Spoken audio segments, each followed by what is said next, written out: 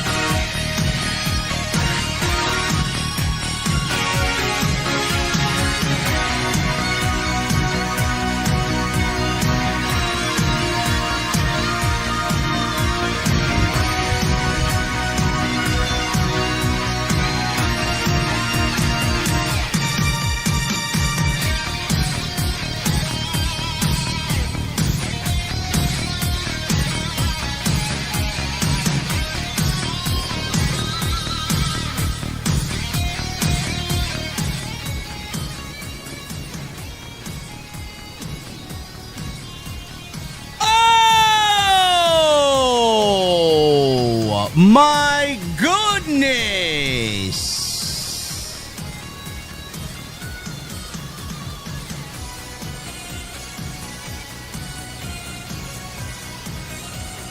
Man, what a promo that was, huh?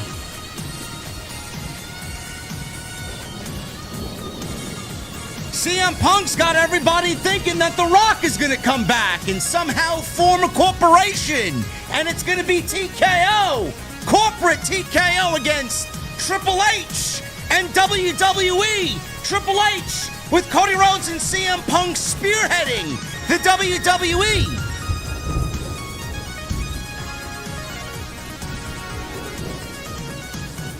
Fantasy. Fantasy.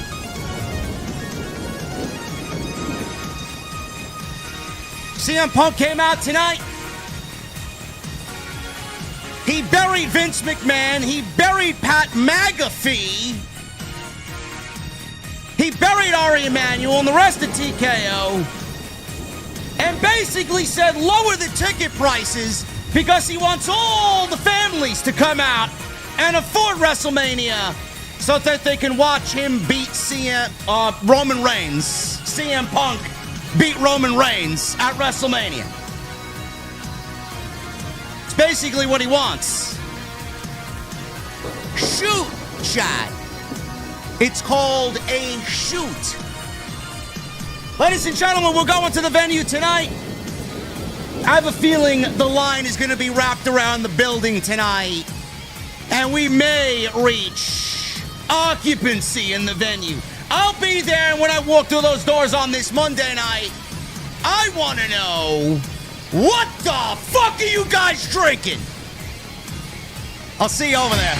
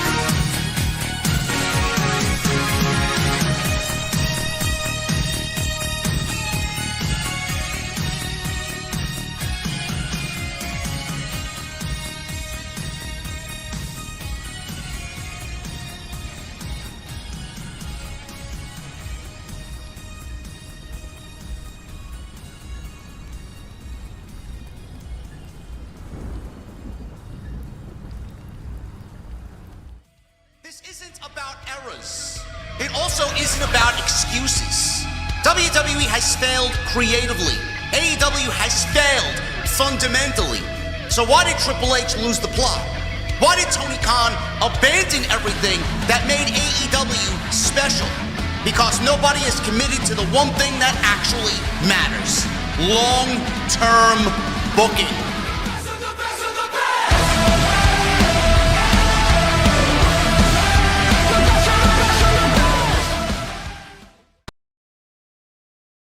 What is going on, guys? Thank you so very much for joining me right here on Off the Script. This is your Monday Night Raw post show for April 6th, 2026. I'm your host, JD from New York, as always, coming to you live from the OTS venue inside my mother's basement. Thank you guys so very much for joining me on this Monday evening, wherever you may be. What a weekend, chat. What a weekend, man. What a weekend. Man, did we have a lot to talk about coming out of Friday, and none of it was particularly any good. None of it was particularly any sort of positive whatsoever. WWE is certainly trying to fix something that Ari Emanuel and the rest of TKO fucked up.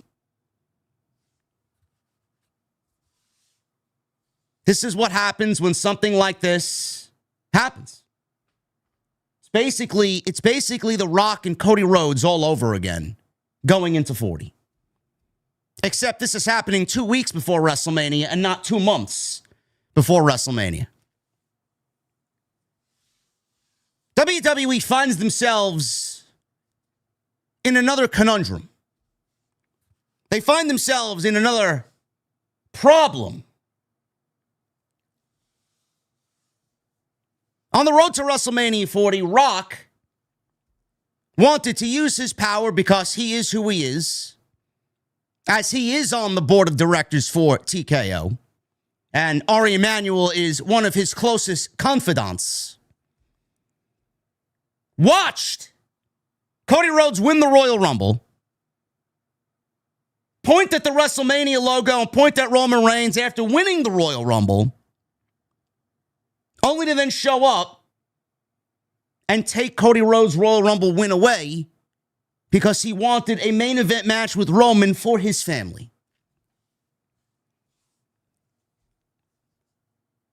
Boy, did that go south very quickly. You all know what that resulted in. Fan backlash like I haven't seen before. Hashtag we want Cody. Rock was labeled as the bad guy. His reputation and ego completely bruised. And then they try and course correct. And then they try and get things back on track. Everybody comes to an agreement.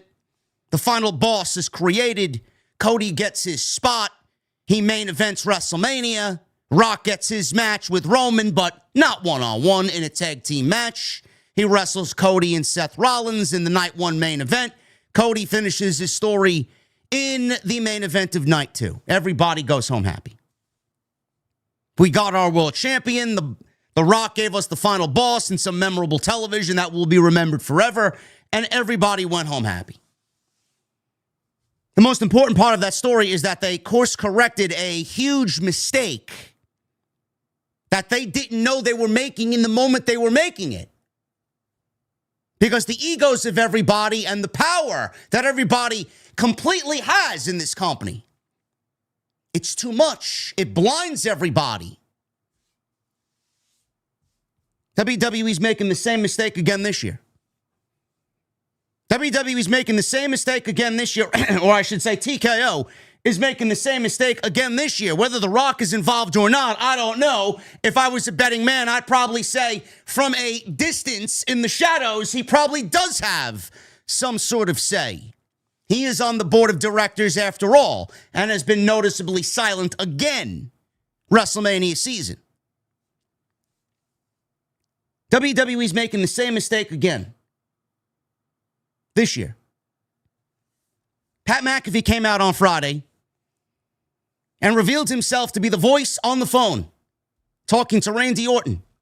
We are to believe a commentator, a color commentator, an ESPN podcast host / football analyst is the voice on the other end of the phone call that Randy Orton's had for 3 weeks. And Pat McAfee, who was on that very WrestleMania the night Cody Rhodes won the title, and has been yeeting on the announce desk on Monday night for the last 3 years. You want me to believe that Pat McAfee is the one that has forced Randy Orton to change his ways and find that diabolical version of Randy Orton. I don't know how anybody listens to that and doesn't find it to be utterly fucking ridiculous. Ridiculous. Friday was terrible television. In the aftermath of Friday, it has been 98% negative. SmackDown received the lowest rating in the history of the show for 2 straight years. This past Friday, the lowest ever. Pat McAfee referenced the week prior as the lowest. The one that he revealed himself as the phone call on was the lowest. The aftermath has been just as bad, if not on par, even with the news that The Rock was going to take Cody Rhodes' Royal Rumble spot away and take his main event of WrestleMania away. It's that bad. The report was that Ari Emanuel was the one who forced WWE's hand, and Ari Emanuel, who, by the way, is Pat McAfee's talent agent, because TKO has a very powerful grip in Hollywood. Ari Emanuel was the one, the boss of Endeavor. He is the boss. He is the one that owns 51% of WWE. He was the one who told WWE Creative that he wanted Pat McAfee involved in the Randy Orton and Cody Rhodes Night 1 main event, because Ari Emanuel knows exactly what the on-screen product of WWE needs. Because we need Cody Rhodes and Randy Orton to compete in the main event of WrestleMania for the WWE Championship, the biggest prize in this industry, because we need Pat McAfee to make a match between two guys who have almost a combined 50 years between them. We need a fucking former NFL punter to make it feel important.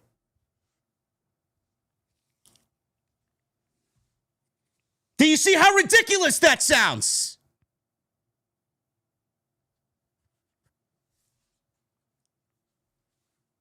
Ari Emanuel wanted Pat McAfee in that spot. Pat McAfee went on to reference low ticket sales for WrestleMania, and he's been nothing but a fucking walking, talking advertisement. Please buy tickets to WrestleMania. I don't know why WrestleMania is not sold out. You should be there to watch us save professional wrestling. After last year, John Cena wanted to kill professional wrestling, who Cody Rhodes saved professional wrestling from because he beat John Cena at SummerSlam. Now we need to save professional wrestling from Cody Rhodes. Does anybody see and hear how ridiculous that sounds?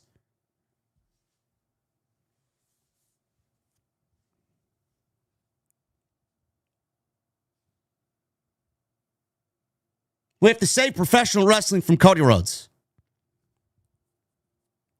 Ari Emanuel, by the way, like I mentioned, he is Pat McAfee's talent agent in Hollywood. He thinks that Pat McAfee could be the next Sylvester Stallone. Chad, how many movies has Pat McAfee written and produced and starred in? Do we want to compare that to Sly Stallone's illustrious movie career? This guy thinks, and you think that he gives a shit about the WWE product. You think that he knows best for what the WWE product needs, let alone fucking Cody Rhodes and Randy Orton. This guy thinks that Pat McAfee could be the next Sylvester Stallone. How many movies has Sly Stallone starred in and produced and maybe co-written? What, got, wow, 30? Now, Pat McAfee's the next Sly Stallone, though. Pat McAfee is not going to be the next Sylvester the Cat, is what I said today. Give me a fucking break.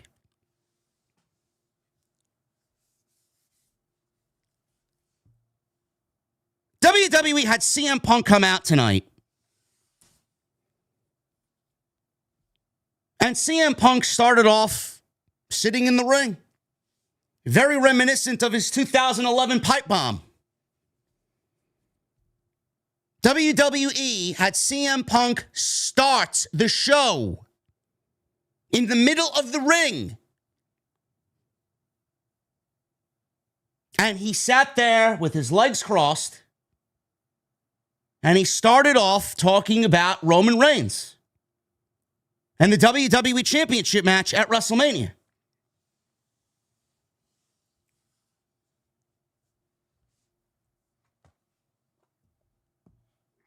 I want to read to you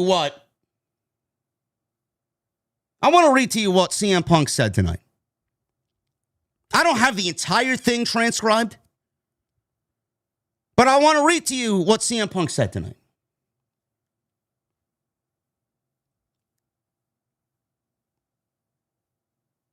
He said he likes to hear about the old timers, and he can't help but wonder how they would operate in times like this. Sometimes I dream, what would Harley Race do? He said the important stuff happens when they're awake. He stood up and said Roman Reigns was not here tonight. He said 2 weeks ago, with help from his cousins, he put him through a table with a powerbomb. He says he couldn't wait to get to Madison Square Garden to get revenge. And he goes on and says he's got his receipt with 2 of his fists. He put Roman Reigns through a table alone. He said, Roman Reigns, I hate you, which is good, because that means that something is going right. I won't trade my authenticity for approval. Being hated by losers is the price I pay for not being one of them. Kind of sounds like what I deal with every fucking day on social media. So fans in Houston are chanting OTC, OTC. Punk then kind of made fun of Houston and said, please keep chanting it. Maybe he'll show up. I doubt it, but maybe. I showed up here tonight in Houston, and I'm an old man, he says. Old, but not weak. He says he's going to explain why he hates Roman. So he stood on the announce desk in front of Michael Cole and Corey Graves. He took off his jacket. He said WrestleMania is the biggest show of the year. He says he has tools that were sharpened through self-belief, years of hard work, and sometimes spite, but always sacrifice. He said Roman's tools are store-bought and hand-delivered and plastic. He said back in the day, he was too young and stupid to understand, but now he's too rich and too old to give a damn. He said he understands why TKO sends Roman to Jimmy Fallon. He called Jimmy Fallon beltless ass, or Roman's beltless ass, to Jimmy Fallon. It's because you're safe and you're boring and you're plastic and you're manufactured. Me, I'm dangerous. He said, you never know what you're going to get. You never know what I'm going to say. He says he can film half a dozen TV shows and movies and make it back to work every week, whereas fans are going to boo him when he gives them the news that Roman Reigns is not here yet again. And when you do bother to show up, you show up late. Gleefully, you leave early. You puff your chest out in the back like you're The Rock. At least The Rock is a Hollywood superstar. And then, was a Hollywood superstar. Just like you, Roman, were a champion. He said that the fairy tale is long over because this is pro wrestling and not cinema.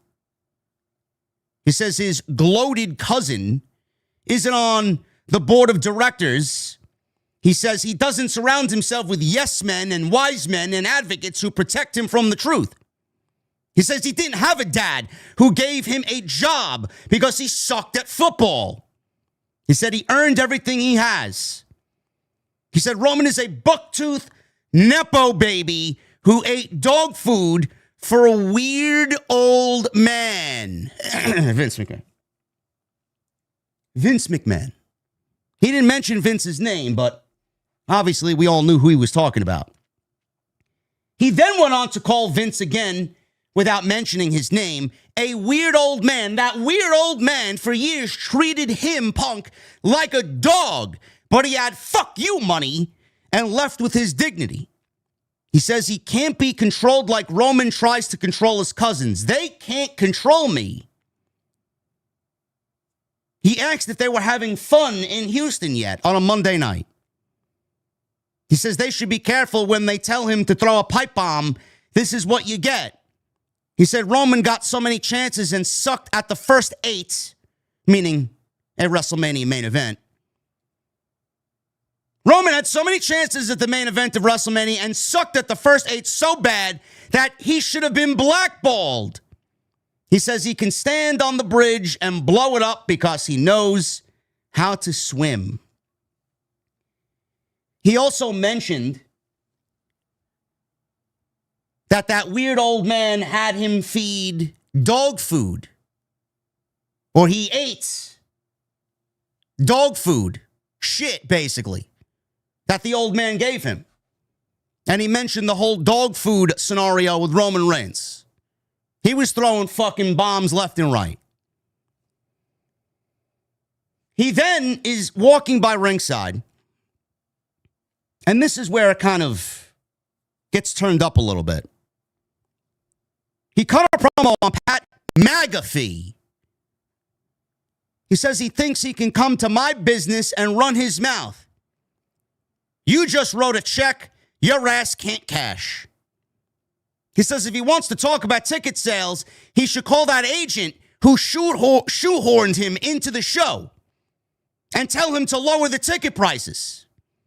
I'll be damned if I'm going to have you, someone who kicked a football for a living, to come to my show, come in my business, come at me, and tell me about selling tickets and putting asses in seats. You have a receipt coming to you from me. He says he wants ticket prices lowered because he wants the families to come to Las Vegas to see him stand on Roman Reigns' throat at WrestleMania.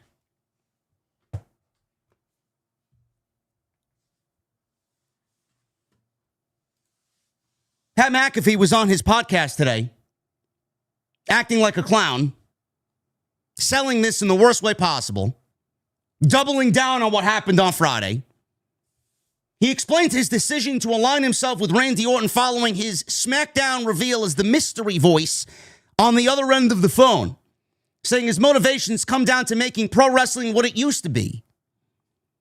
Speaking on his show, McAfee connected the dots between a previous conversation with Orton and the months of behind-the-scenes communication that led to his return. He says, and I quote, "It was a fun time on Friday night, letting the world know that, yeah, remember when Randy Orton came on the show at the Combine, and shortly after that I said that I thought the business passed me by. All of a sudden, Randy's on the phone with someone motivating him, dominating everybody. Oh yeah, maybe it was me telling him, my daughter is about to turn 3 years old. I would like her to be a wrestling fan. But I would like wrestling to be what wrestling is supposed to be, especially at the top of the card. 6'5", 275 pounds of perfection from the wrestling gods has been sitting here the whole time. Is it on TV all day, every day? Absolutely not. He was actually sent home for 6 months recently. How is this guy being sent home? We're saving the business when Randy wins his 15th title at WrestleMania, and the future of the business is going to be led by what the wrestling gods deem perfection. Anything that doesn't involve Randy in my eyes, is shit. If Randy Orton is involved, good. You know we got some things cooking. Future wrestling fans are going to look back on the night in Vegas and say that was the moment that the GOAT saved the entire business. Thank you, Randy." McAfee also stated publicly that if Orton fails to win the undisputed WWE Championship at WrestleMania 42, he will never return to wrestling television. Cody Rhodes and Randy Orton is slated to main event night 1 at WrestleMania.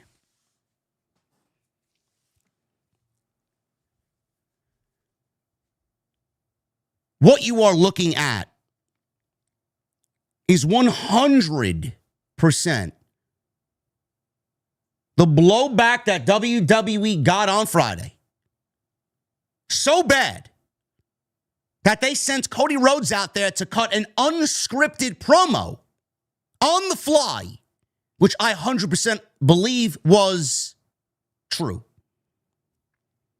I never seen Cody Rhodes that angry before. You don't think that man has something to be angry about? The last year that this man main evented WrestleMania ended up being one of the most disastrous main events in the history of WrestleMania. Out of 41 WrestleManias, Cody Rhodes now has his name attached to one of the worst main events in the history of the show. Because Dwayne didn't want to show up.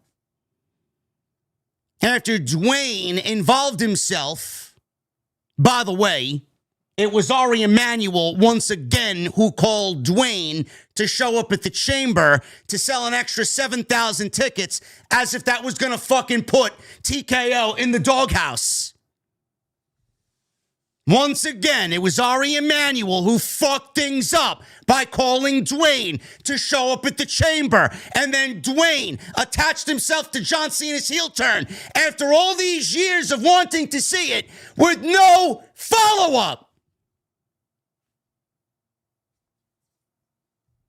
Instead, Rock took his ball and went home. Rock sat on his island doing nothing when the WrestleMania 41 Night 2 main event called for Rock to be out there to fuck over Cody Rhodes. Instead, they sent out Travis Scott. As a result, WrestleMania 41 is in the books for maybe having the worst WrestleMania main event of all time. John Cena's number 17 aided. He was helped to win number 17 by Travis Scott. You don't hate WWE enough. Cody Rhodes is now looking at WrestleMania 42 in a main event on night one. Never mind night two. A night one main event between him and Randy Orton. That started off with a heel turn of Randy Orton 4 weeks ago where it left Cody Rhodes bloodied and Randy Orton turning heel. It somehow has degenerated into Jelly Roll getting an RKO and now Pat McAfee being the voice to help Randy Orton find his inner Viper again.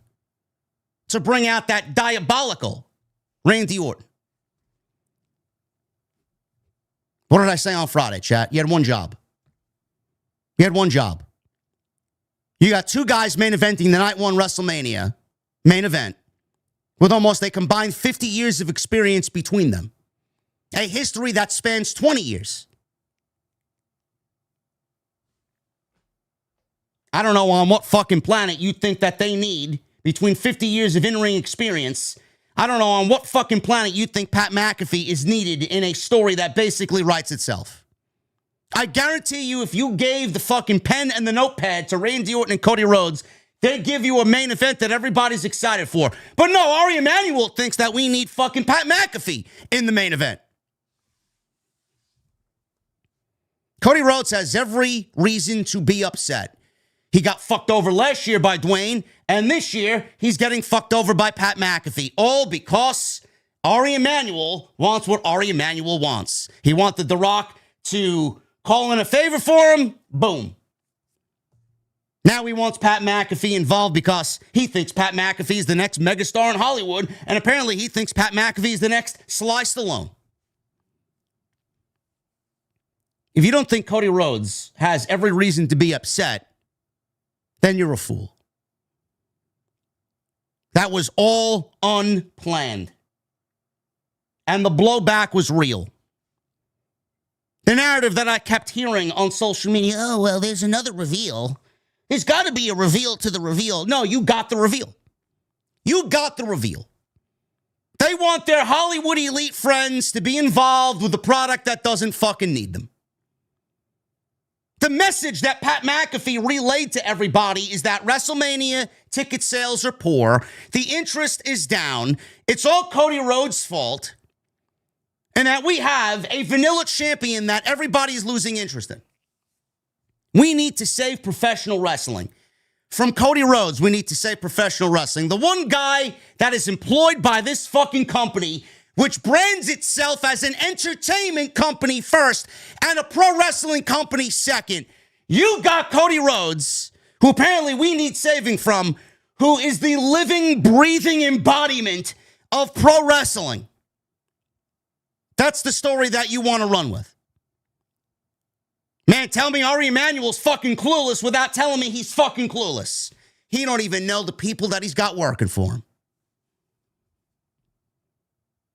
You want to sell me on this angle while also downplaying the fact that WrestleMania is a complete fucking flop in every aspect this year. Why is it a flop, Ari? Ticket prices are too high. The interest is low.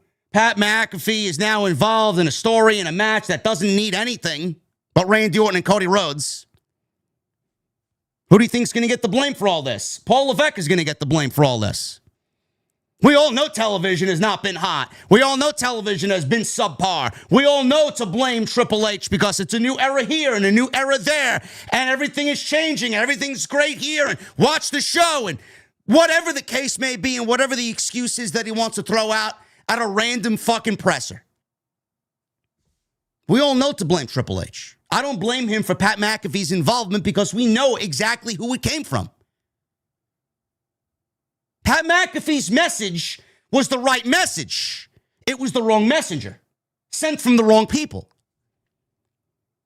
If The Rock cut that message, if Kevin Owens cut that message, if anybody that had any sort of history with Cody Rhodes cut that message, the message would have been received and critically acclaimed. Everybody would have been over the moon.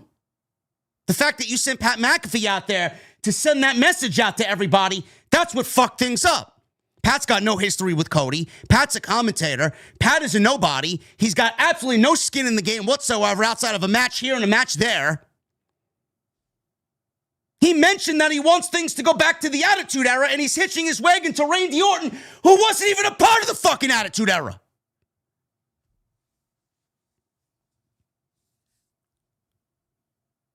Things were so bad on Friday that WWE scrambled. You don't think Cody's message came directly from the people running the WWE backstage creatively? You don't think that they understand that what Ari Emanuel wants doesn't fit their vision? If it was up to Triple H, Kevin Owens would have been in the fucking spot. I bet my fucking house on it. Pat McAfee's not going to make any difference. Kevin Owens is not going to make any difference in ticket sales. So why not? At least it fits the story.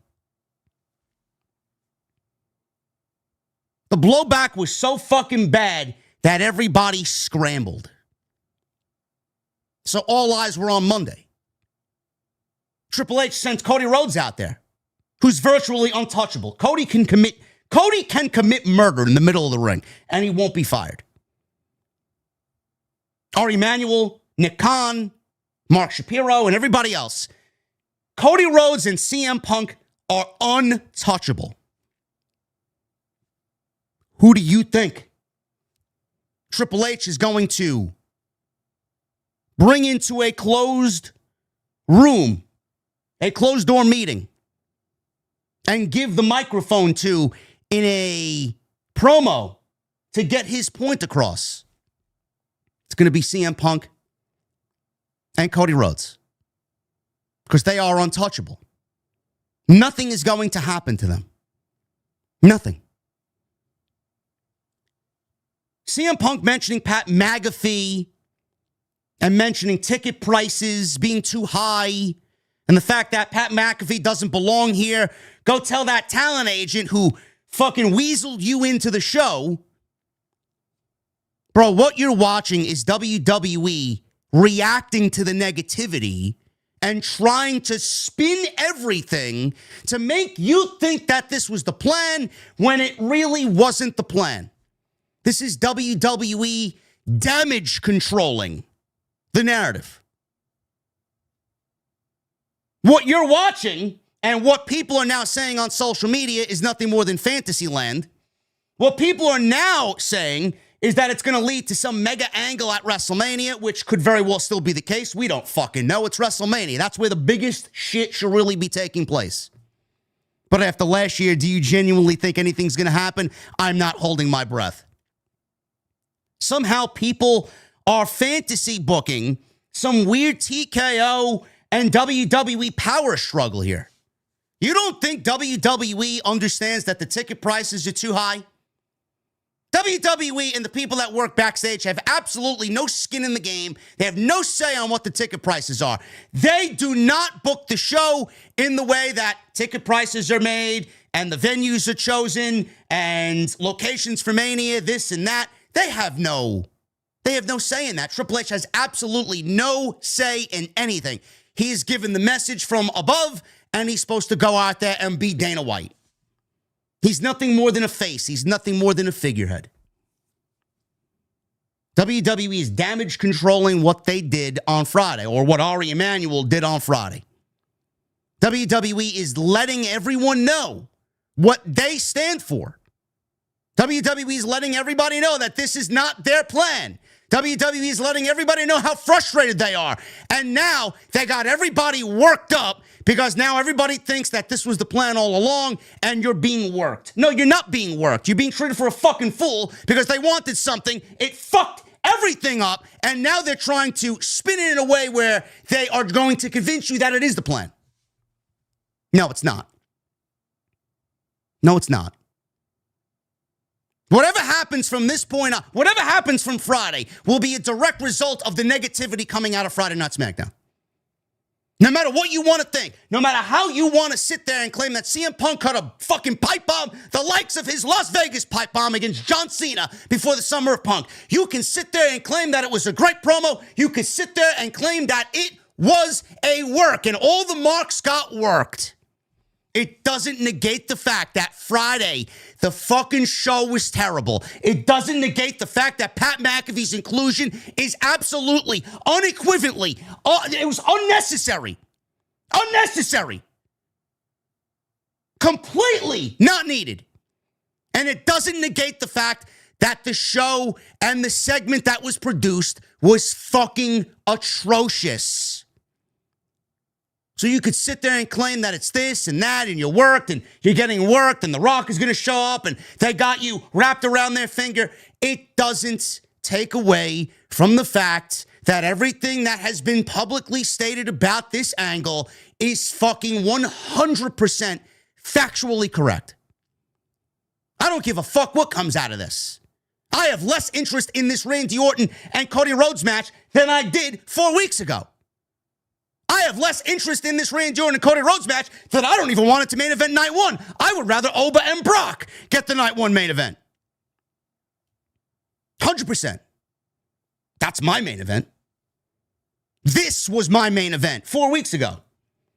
Now it's nothing more than a fucking joke. So Ari Emanuel can pander to his friends and get them involved in a show that they have no business being on, let alone the WWE Championship match.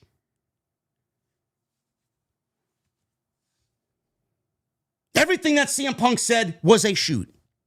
And how dangerous a precedent they're setting. You want to relay the message. How fucking ridiculous does this sound? You want to relay the message from Ari Emanuel putting Pat McAfee on the show to Triple H and the WWE writing team being frustrated that Ari Emanuel overstepped his boundaries because this is Triple H's creative, not Ari Emanuel's. And you want to send one of your most trusted soldiers out there to claim and speak the truth on what everybody's feeling in regards to the ticket prices, and then you don't want to fix what the ticket prices are. You're going to let me know what the problem is, and then you're not going to fucking fix the problem. How many of you people don't realize that you're being taken for fucking fools?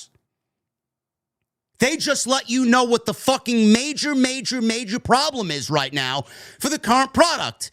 Ticket prices are too high. Celebrity appearances. Yet you're going to sit there and be like, ha ha ha, they worked you.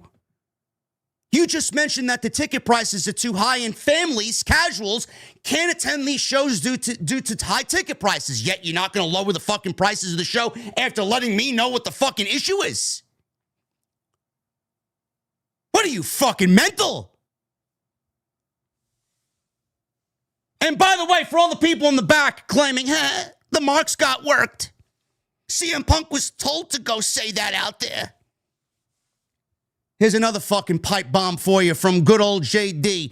You don't think Cody Rhodes had a fucking problem with what they did to him on Friday after what they did to him last year? Deja vu all over again. You don't think CM Punk has a fucking problem? Genuinely, I want you to think about that before I give you the fucking pipe bomb. You don't think CM Punk has a fucking problem that man wouldn't be provoked to go out there and fucking lay everybody to waste? Think about it. What's CM Punk doing at WrestleMania? He's in the main events of WrestleMania, night 2, against the company's biggest star for the World Heavyweight Championship. Ari Emanuel had Pat McAfee go out there on behalf of TKO. He went out there and claimed that WrestleMania ticket sales are low, live on air. He went out there and claimed that ticket sales were low, interest for WrestleMania was down, and attendance and this and that, and WrestleMania is down in the dumps. Everything negative, negative, negative, negative about WrestleMania. What do you think CM Punk thinks about that? CM Punk is main eventing his first night 2 main event in his career. If you have Pat McAfee going out there live on air claiming that this is down, this is down, this is down, ticket sales are down, nobody's attending WrestleMania, WrestleMania is a failure, creatively, this and that, you don't think CM Punk has an issue with that, being that his name is on the fucking main event of the fucking show?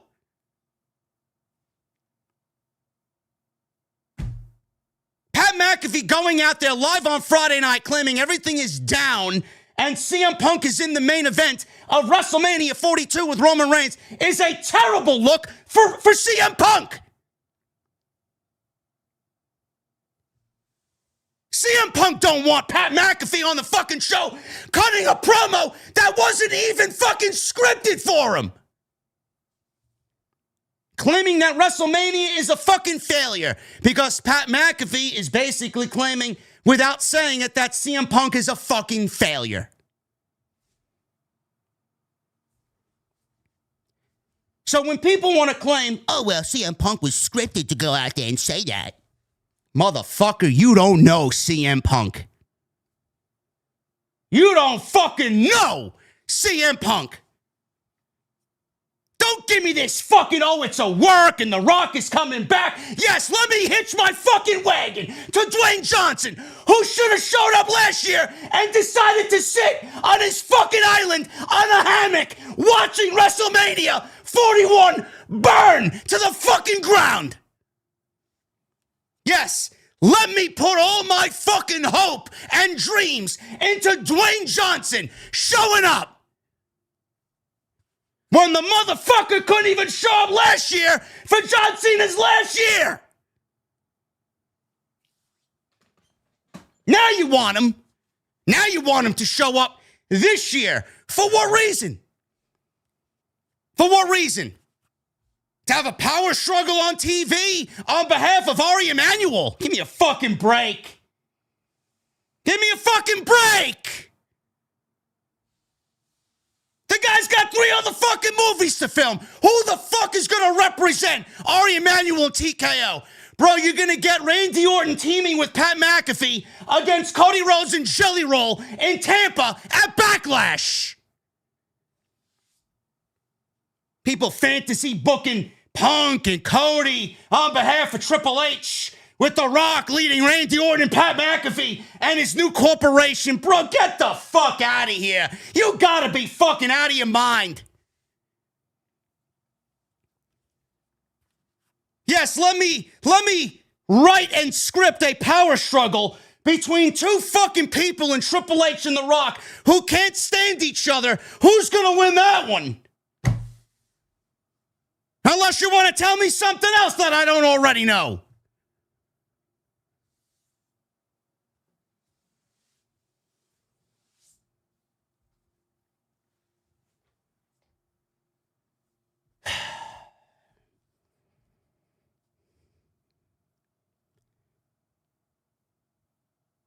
Bro, if The Rock shows up, how many times do you think Rock is going to make television to make all of this make sense? How much? How much do you think Dwayne is going to show up to make all of this make sense? 1? The guy didn't show up when we needed him most. The guy then went on Pat McAfee show and lied.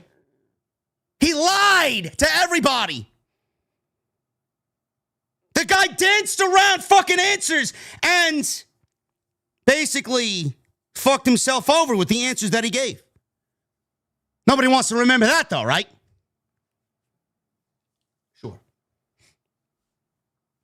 Sure thing. What you're watching is WWE damaging. They damaged the product on Friday. They damaged Cody and Randy Orton. But what they are doing now is trying to get things back on track. They are damage controlling what happened on Friday. You think WWE wants all this negative press? You think WWE wants all this negativity going into WrestleMania with 2 weeks left to go? Do you genuinely think Triple H wants to have this shit happening 2 weeks before WrestleMania?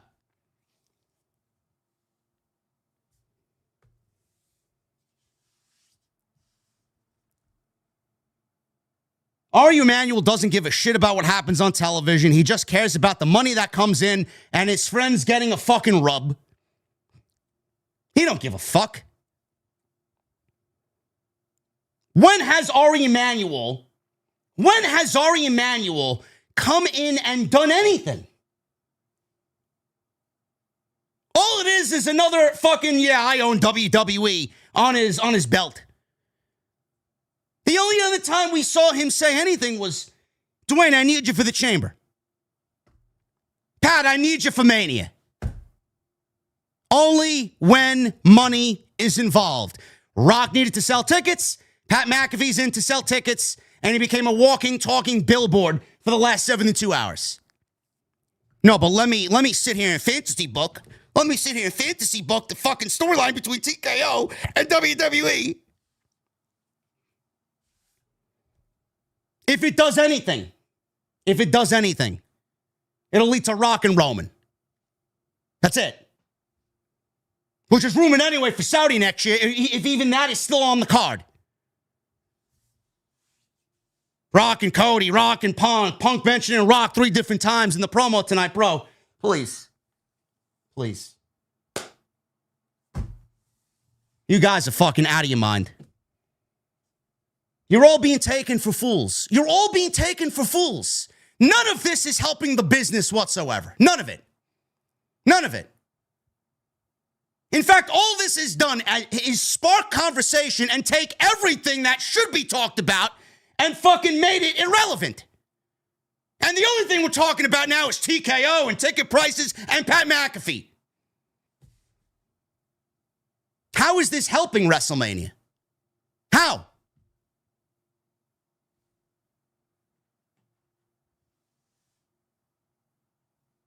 JD wants Vince McMahon back. Get this guy out of here. Goodbye. Goodbye. I never said anything about wanting Vince McMahon back. Nobody wants Vince McMahon back. This is the same guy that CM Punk referenced tonight that had Roman Reigns eat fucking dog food.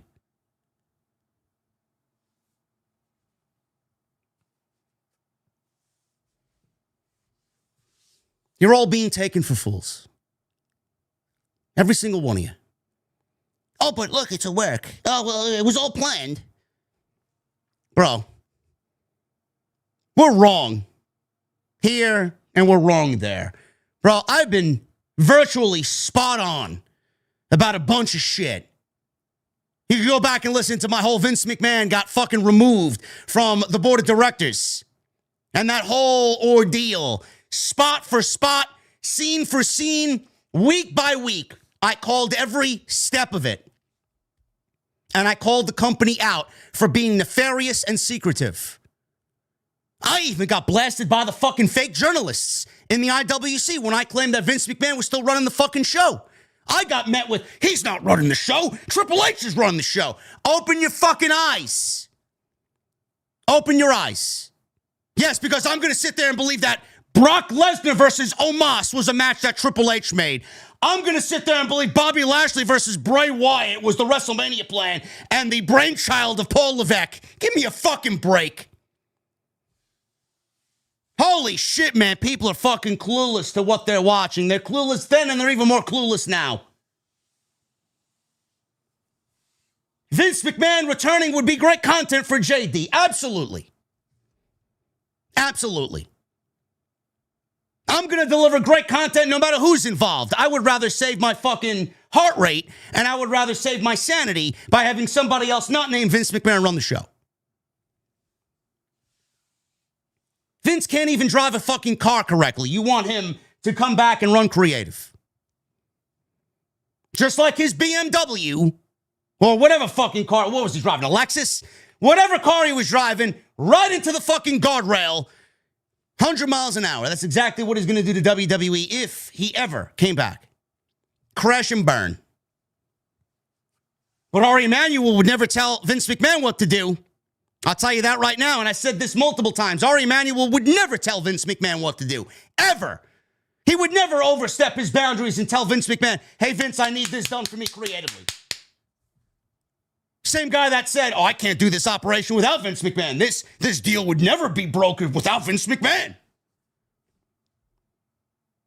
The same Ari Emanuel who knew Vince McMahon was still running the show in the shadows, who he allowed still run the show. Okay, yeah, it's fantastic. Yeah, it's great. It's great. Please tell me more of these fabrications from the IWC. Oh, Ari Emanuel would this and that and blah, blah, blah. Bro, Ari Emanuel would never tell Vince McMahon to do anything he didn't want to do. Nothing. That man would never step in on Vince McMahon, ever. But he'd do that to Paul Levesque. He's done it to Paul Levesque twice.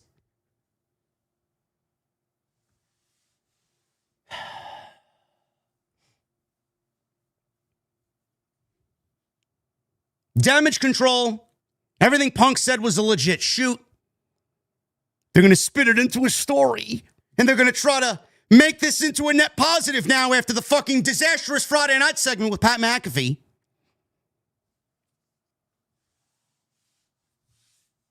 But please tell me when I'm telling any lies. You don't think CM Punk, Cody Rhodes on Friday, but you don't think CM Punk has any fucking anger towards what they're doing? Send Pat McAfee out there on Friday night. WrestleMania tickets down. Please buy tickets. I don't know how it's not sold out. This guy went on television to actively say WrestleMania is not sold out. The stadium is not filled. CM Punk is main eventing that stadium WrestleMania show. Don't you think CM Punk think that's a bad reflection on him if he's main eventing the fucking show with the biggest star in the company?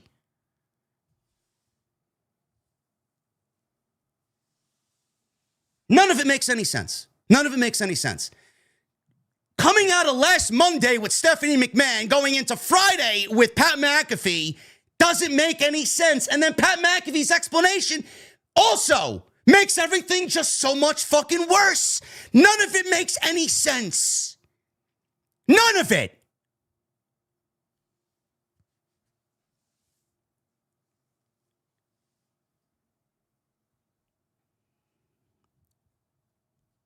Outside that, what happened on Raw tonight, chat? Brock Lesnar and Femi.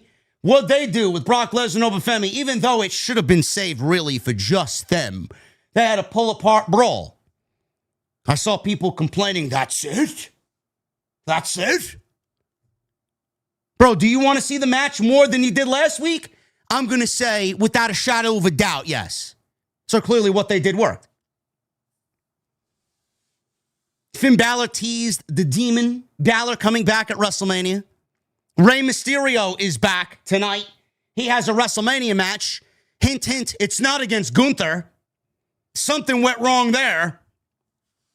And Seth Rollins and Gunther, did we get a good enough explanation as to why that match, which was made last week, is now happening at WrestleMania with only 3 weeks of story and build? We're going to get into all this tonight, right here on Off the Script. It is your Monday, April 6th, 2026.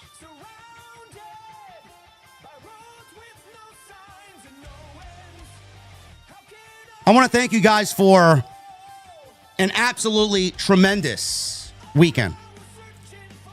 If you're new to the channel, I thank you. Friday was probably one of the most viewed and most well-received live streams that I maybe have ever done. And I see a lot of people clipping it, which is great. Spread the word. No matter if you don't like me or you do like me, spread the word. There were also a lot of people, oh, JD's a fake reactor. JD's fake angerer. He's just doing it for show. He's all performative. Motherfucker, these comments are coming from people that I go to their YouTube channel and their SmackDown review did 700 views. Mine did 70,000. Gee, I wonder why people are watching me and not the other guy. I'm sorry. Would you like me to be boring? Would you like me to be not me? It's YouTube. The more people open their mouth, the more clueless they are about actual content creation and how it works. If I wanted to come on here and be boring and sit in front of a fucking camera with toys and action figures behind me, like some fucking geek, streaming in front of fucking 20 people.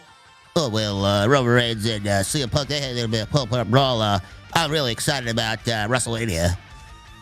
Cody Rhodes and Randy Orton. I think Pat McAfee is a great addition to WrestleMania. I think this is going to be big business for WWE. I think Pat McAfee is going to move a bunch of tickets, man. I can't wait to be at WrestleMania. I bought front row seats. I spent $60,000. I had a mortgage. I had a mortgage. Take a house payment out. I had to sell part of my. I had to sell a kidney to be there. I can't miss it for the world. If I wanted to be boring.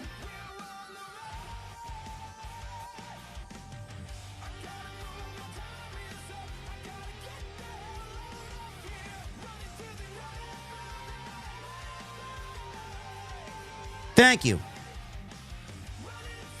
It's going to be quite a week, man. We got tonight. We got tomorrow. Tomorrow's a big day, man. We're going to be on with the coach. 11:30. The 2 count. Me and Jonathan Coachman. Episode 4. Oh, my goodness. We're going to talk about this. And then the main event, man. I swear to God. If there's a Tuesday Night Titans that you should be seated for tomorrow night, because I know Jason hated it just as much as I did. To get us in the room together. It's going to be appointment television. So go check that out. Second channel's rocking and rolling, man. We had 15,000 subs on the second channel. My Pat McAfee coverage did almost 70,000 on my main channel. Another 40,000 on the second channel, man. We killed it. You guys killed it. So thank you guys very much for that. Tonight we're sponsored by Blue Chew, BlueChew.com, code JD at checkout. Make sure you guys go and get yourself some Blue Chew. 10% off your first purchase, BlueChew.com. Follow me on social media at JD from NY206, Twitter, Instagram, TikTok, and Cameo. Again, hit that subscribe button down below, turn on the bell for notifications, and please go and leave a comment as well. All that stuff helps us out in regards to the YouTube algorithm.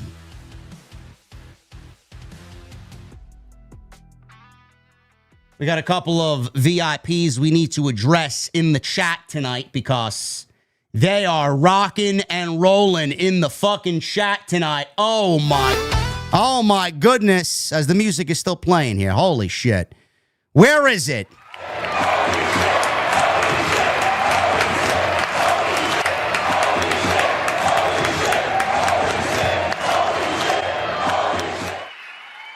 We got a $100 super chat from my guy Cam G. I did not care, nor was I entertained by Raw tonight, but I'm here for the best pod in the game. Much love, JD.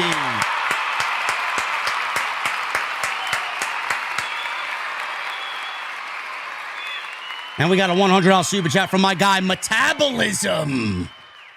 I thought I'd give you a slight break by giving you $100 super chat where, or whatever it takes from you getting a heart attack due to horrendous wrestling bookings. Be careful with that heart rate. We all need you. Brother, I am good. I am good. Do not worry about me. I am good. We know when to tone it down. Thank you guys very much for all the support, man. Thank you to Cam G and my guy Metabolism with the 200 in super chat. You guys are awesome. I appreciate you guys being here tonight.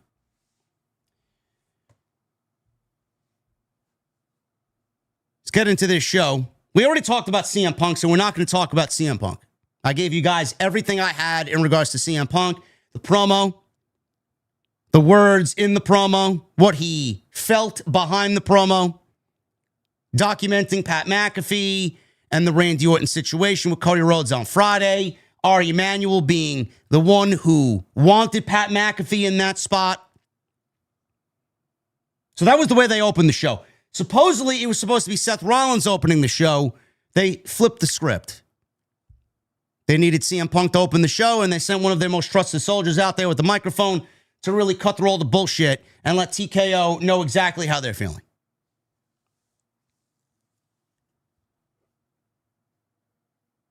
We got a recap of LA Knight.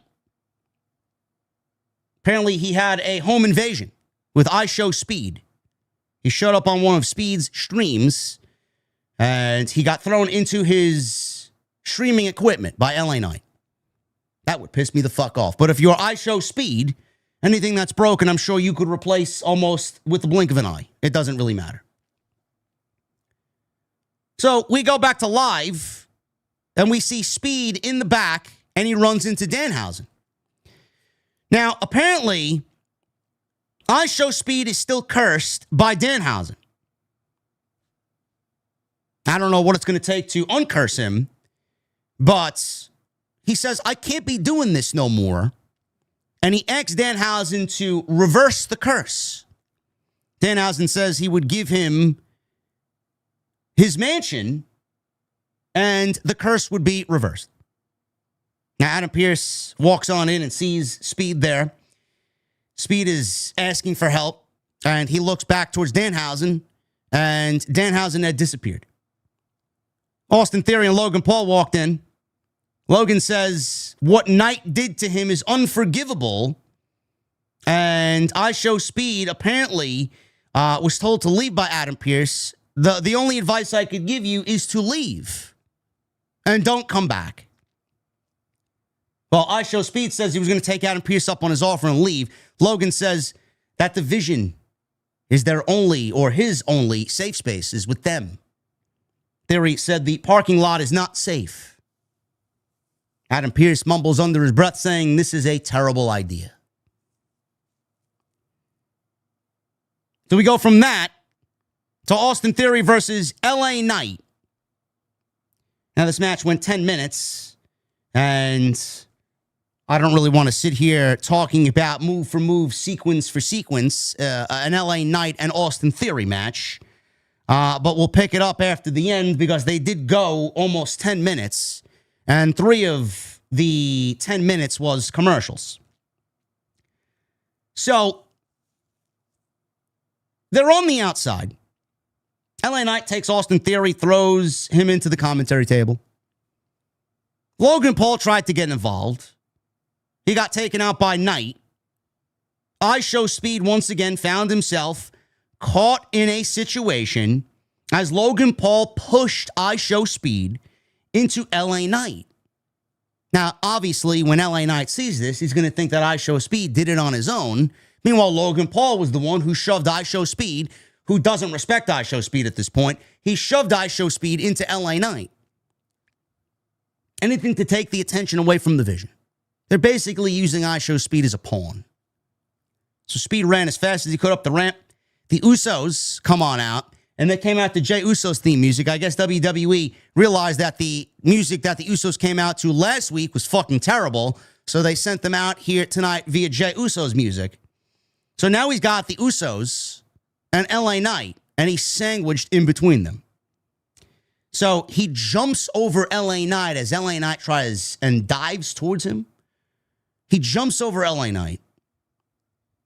He gets back into the ring. LA Knight chases him. This allowed Theory to pick up a roll-up off of all this comedy, and he hooks the tights on LA Knight. 1, 2, 3. Austin Theory beats LA Knight. So after the match, I Show Speed tried to beg the Usos and LA Knight for forgiveness. He's trying to explain to them, it's not me. It wasn't me. Logan Paul shoved me into you. And Usos don't want to hear this because they lost their tag team titles last week because I Show Speed was involved. So they're going to take out their frustrations on I Show Speed. So Jimmy Uso's yelling at Jay, 1D. 1D. Let's give him the 1D. So they throw him into the ropes. They're about to give him the 1D. And then Logan Paul drags I Show Speed out of the ring and saves him from certain doom and prevents him from taking a 1D. So this leads to LA Knight grabbing a microphone and basically asking for a 6-man tag team match between him and the Usos against Theory, Logan Paul, and I Show Speed at WrestleMania.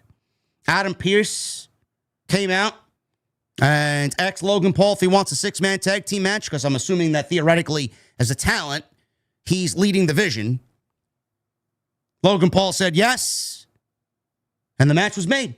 Adam Pearce made it official. It's going to be Logan Paul, Austin Theory, and I Show Speed against LA Knight and the Usos. 6-man tag team match at WrestleMania. I Show Speed made the WrestleMania card. I'm still waiting on that Carmelo Hayes WrestleMania match. Does anybody know when that's happening? Are we getting Carmelo Hayes on the WrestleMania card? Maybe. There is 2 Friday Night SmackDowns still left to come. Do you think Triple H does the right thing and gets Carmelo Hayes on the WrestleMania card, or is it too late? Or is he now certain, banished to the Andre the Giant Memorial Battle Royal? That would be awful. That would be awful. Creative malpractice is what I call that. Nobody cares about this match with Austin Theory and LA Knight. I'll tell you what, man. The 6-man tag team match, it does 2 things. One, Logan Paul's great. He really is. He's going to make that match as entertaining as he possibly could. I Show Speed, as far as a celebrity involvement, I can't stand it. Like I mentioned on Friday, I'm done. I don't give a shit. It gets LA Knight on the card. It gets the Usos on the card. I'm sure it'll be entertaining. There'll be some wacky shit that gets the fans excited because it's Mania and it's going to be crazy and it's going to, give you that entertainment aspect. Outside that, man, it's like a momentary high, It's like going to a bar and getting fucking buzzed within the first 20 minutes. You feel good. And then it eventually wears off. Finn Balor. He tried to make his way out to the ring for a match with Dominic Mysterio. He was supposed to wrestle J.D. McDonough, and this match never took place. Never took place. So he made his entrance. He says, I've been waiting for this for a long time, as he looks in the camera. Dominic Mysterio charges out and attacks Balor from behind. J.D. McDonough was already in the ring. Balor fought back 2-on-1. McDonough joins in. Balor threw McDonough into the ring post. Balor then stomped away at Dom in the ring and then tossed J.D. over the top rope. Dominic hits Balor with his AAA title from behind, and he starts bashing him across the back with a steel chair. And J.D. McDonough, Dominic Mysterio get the 2-on-1 advantage for tonight over Finn Balor. So a match that I was actually looking forward to because the in-ring work of both guys is very good. It's like teacher versus student, basically. We got a match that was advertised, which I was very interested in seeing. We didn't get an actual match. It was all done to set up an attack by Balor or by Dominic on Balor, and there was no match. I don't know what to tell you. It's WrestleMania season. WWE is trying their laziest to get some heat and build some heat for some of these matches. Maybe they shouldn't be giving I Show Speed fucking 3 segments on a Monday night. Maybe you'd have more room for fucking Finn Balor and J.D. McDonough. We got a sit-down interview with Michael Cole and AJ Lee. He asked how she was doing 2 weeks before her first WrestleMania in 11 years. She began to speak. Becky Lynch walks on in immediately. She starts making fun of Michael Cole, throwing softball questions at AJ Lee. She then claimed that Michael Cole has been a terrible play-by-play announcer for almost 29 years, and we've had to listen to you for 29 years. Not only are you a terrible play-by-play announcer, and now you're a terrible interviewer. So Michael Cole said, I don't need this shit. He got up and left. Becky took his chair, sat in front of AJ Lee. She accused AJ of giving her a hug with her fake niceness early in her career. She said, AJ knew. She saw her replacement. And that's why she basically left. The very next day, she walked out of the WWE. AJ Lee said she's proud of Becky. Becky got angry and said, don't you lie to me. Don't be condescending to me. AJ Lee said, excuse me, I'm not done talking. I am very proud of you, Becky. AJ said she couldn't have achieved all the heights of her career without AJ Lee doing them first. She said the fans never forgot her. She said she knows exactly who she is. I'm your favorite wrestler's favorite wrestler. She said Becky's going to go home to see her daughter. And she's going to ask her daughter who her favorite wrestler is. And she's not going to say Becky Lynch. She's going to say AJ Lee. She stood up. She grabbed her Intercontinental title and said, see you at WrestleMania. She walks away. Becky starts throwing chairs and getting angry. And she's upset at AJ Lee for saying what she said. There was really nothing new to report here as far as another layer to their already existing feud. It's basically the same dialogue that we got 2 weeks ago when the match was made. But I thought the vibe of this was probably the best vibe that we got between Becky and AJ in the entire build between these two women. It's gone from shoehorning them in with their husbands to some weird, bizarre, awkward comedy / kind of being serious, but not. Then the match at the Chamber, where AJ won the title, and now we're somewhat getting serious. And Becky's getting angry. This has been one hell of a roller coaster for Becky Lynch and AJ Lee. Bayley. She went one-on-one with Lash legend. Well, riveting stuff here, chat. Riveting. Can't miss material right here. Lash legend and Bayley. So Bayley beats Lash legend. I mean, I don't really know what you want me to report here. Went basically 9 minutes. We got these two not really doing much of anything. We go to commercial. We actually went to a commercial before the match started, and then we went to commercial legitimately 60 seconds after the bell rung. So this match went 9 minutes, and basically we saw about 5 minutes of it. So after the break, Lash was in control. Bayley, she moves out of the way from a running boot by Lash, took control. She landed an elbow drop, scored a 2 count. Nia Jax, who was on the outside because she's one half of the tag team champions with Lash legend, tripped Bayley at ringside. Bayley ducks as Lash was charging in. Lyra leapt at Nia. Jax caught her and slammed her into the ring apron. All of a sudden, Flair and Bliss run out from the back and they go after Nia. Bayley leapt onto everybody that was on the outside, which was Nia and Bliss and Flair. Lash is in the ring. Bayley goes back in there. She's up top now with Lash. She sets up for a superplex, does Lash. Bayley countered that with a big cross-body splash, landed right on top of her. Lyra was supposed to, I believe, factor into that spot and did not. She was, I think, she was supposed to get involved and hold on to Lash's boot, and she did not do that. She was late. She made the movement that she was supposed to interfere, but she was very late. Lyra has a problem with timing. This is not the first time she has a problem with timing before. So, at that point, it was all she wrote, because that's how Bayley pins Lash 1, 2, 3, and Bayley beats Lash Legend. So this was WWE's way of getting more heat onto everybody involved, not named the Bella Twins, because the Bella Twins right now, I think Nikki Bella is out with an ankle sprain, so they are not able to make television because Nikki Bella is hurt, but they'll be at WrestleMania. I said it once, I said it twice, and I'm going to continue to say it until we are way past WrestleMania. The women's tag team title situation is some of the worst wrestling on television. We started off pretty well, and then we have somehow now devolved into what we see now.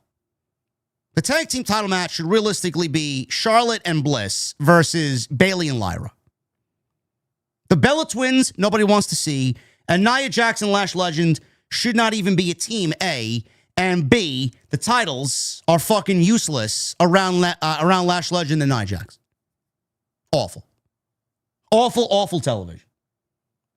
I don't know how anybody finds this to be even remotely interesting.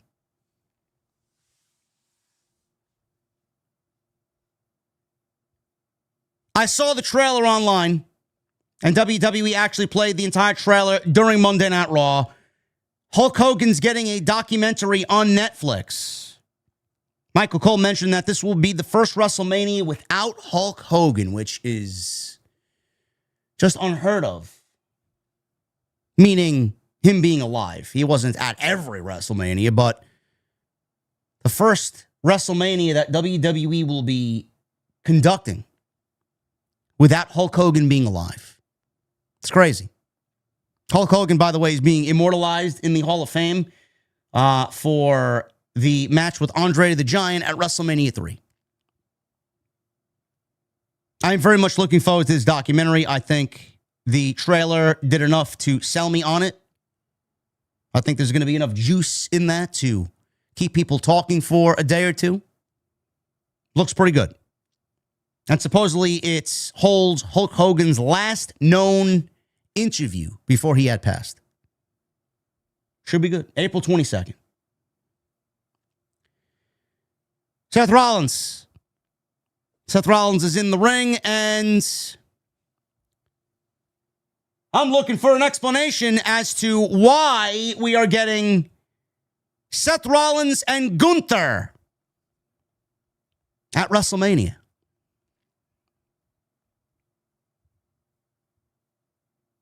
He's in the ring. He's got this black trench coat on.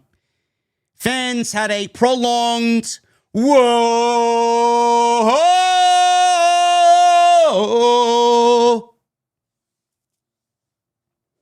Kind of gets annoying after a little bit. Houston, I've been gone for 6 months.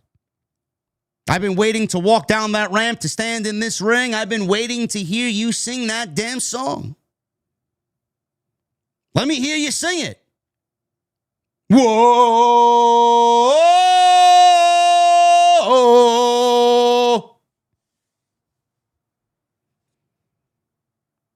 He exclaims that he's back.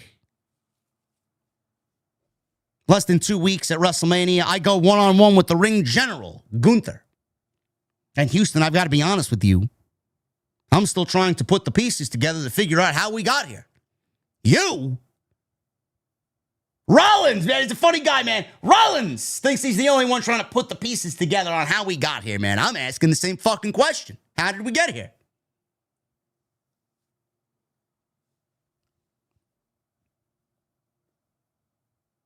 Over the past week, I've been running through my head, and the only logical conclusion that I can come up with is that Gunther has entered some sort of business relationship with Paul Heyman. Let me put this as simply as I can. I've got two missions in my head. One of them is to win back the title that I never lost, my World Heavyweight Championship. And the second is to kill the Vision. Now, Logan Paul lost in theory. They got themselves into some blood feud with the Samoans. I know that's not going to end well for them. Breaker's on the shelf for now. Bronson Reed's on the shelf. Paul Heyman is left to his own defense. I knew he was going to try to find someone to protect him, so I put Brock Lesnar on a silver platter for Femi. The man is the future. No doubt about it, as fans were chanting, Oba, or they were doing the bark. Yes, the man's the future. So is Braun Breaker. We can't forget about Braun Breaker. Braun Breaker's the future. I'm more high on Oba than I am Brock, but both guys are the future. Future WrestleMania main event right there. Oba and Braun. What did I say? Brock? Yes, Brock is the future. Braun Breaker's the future.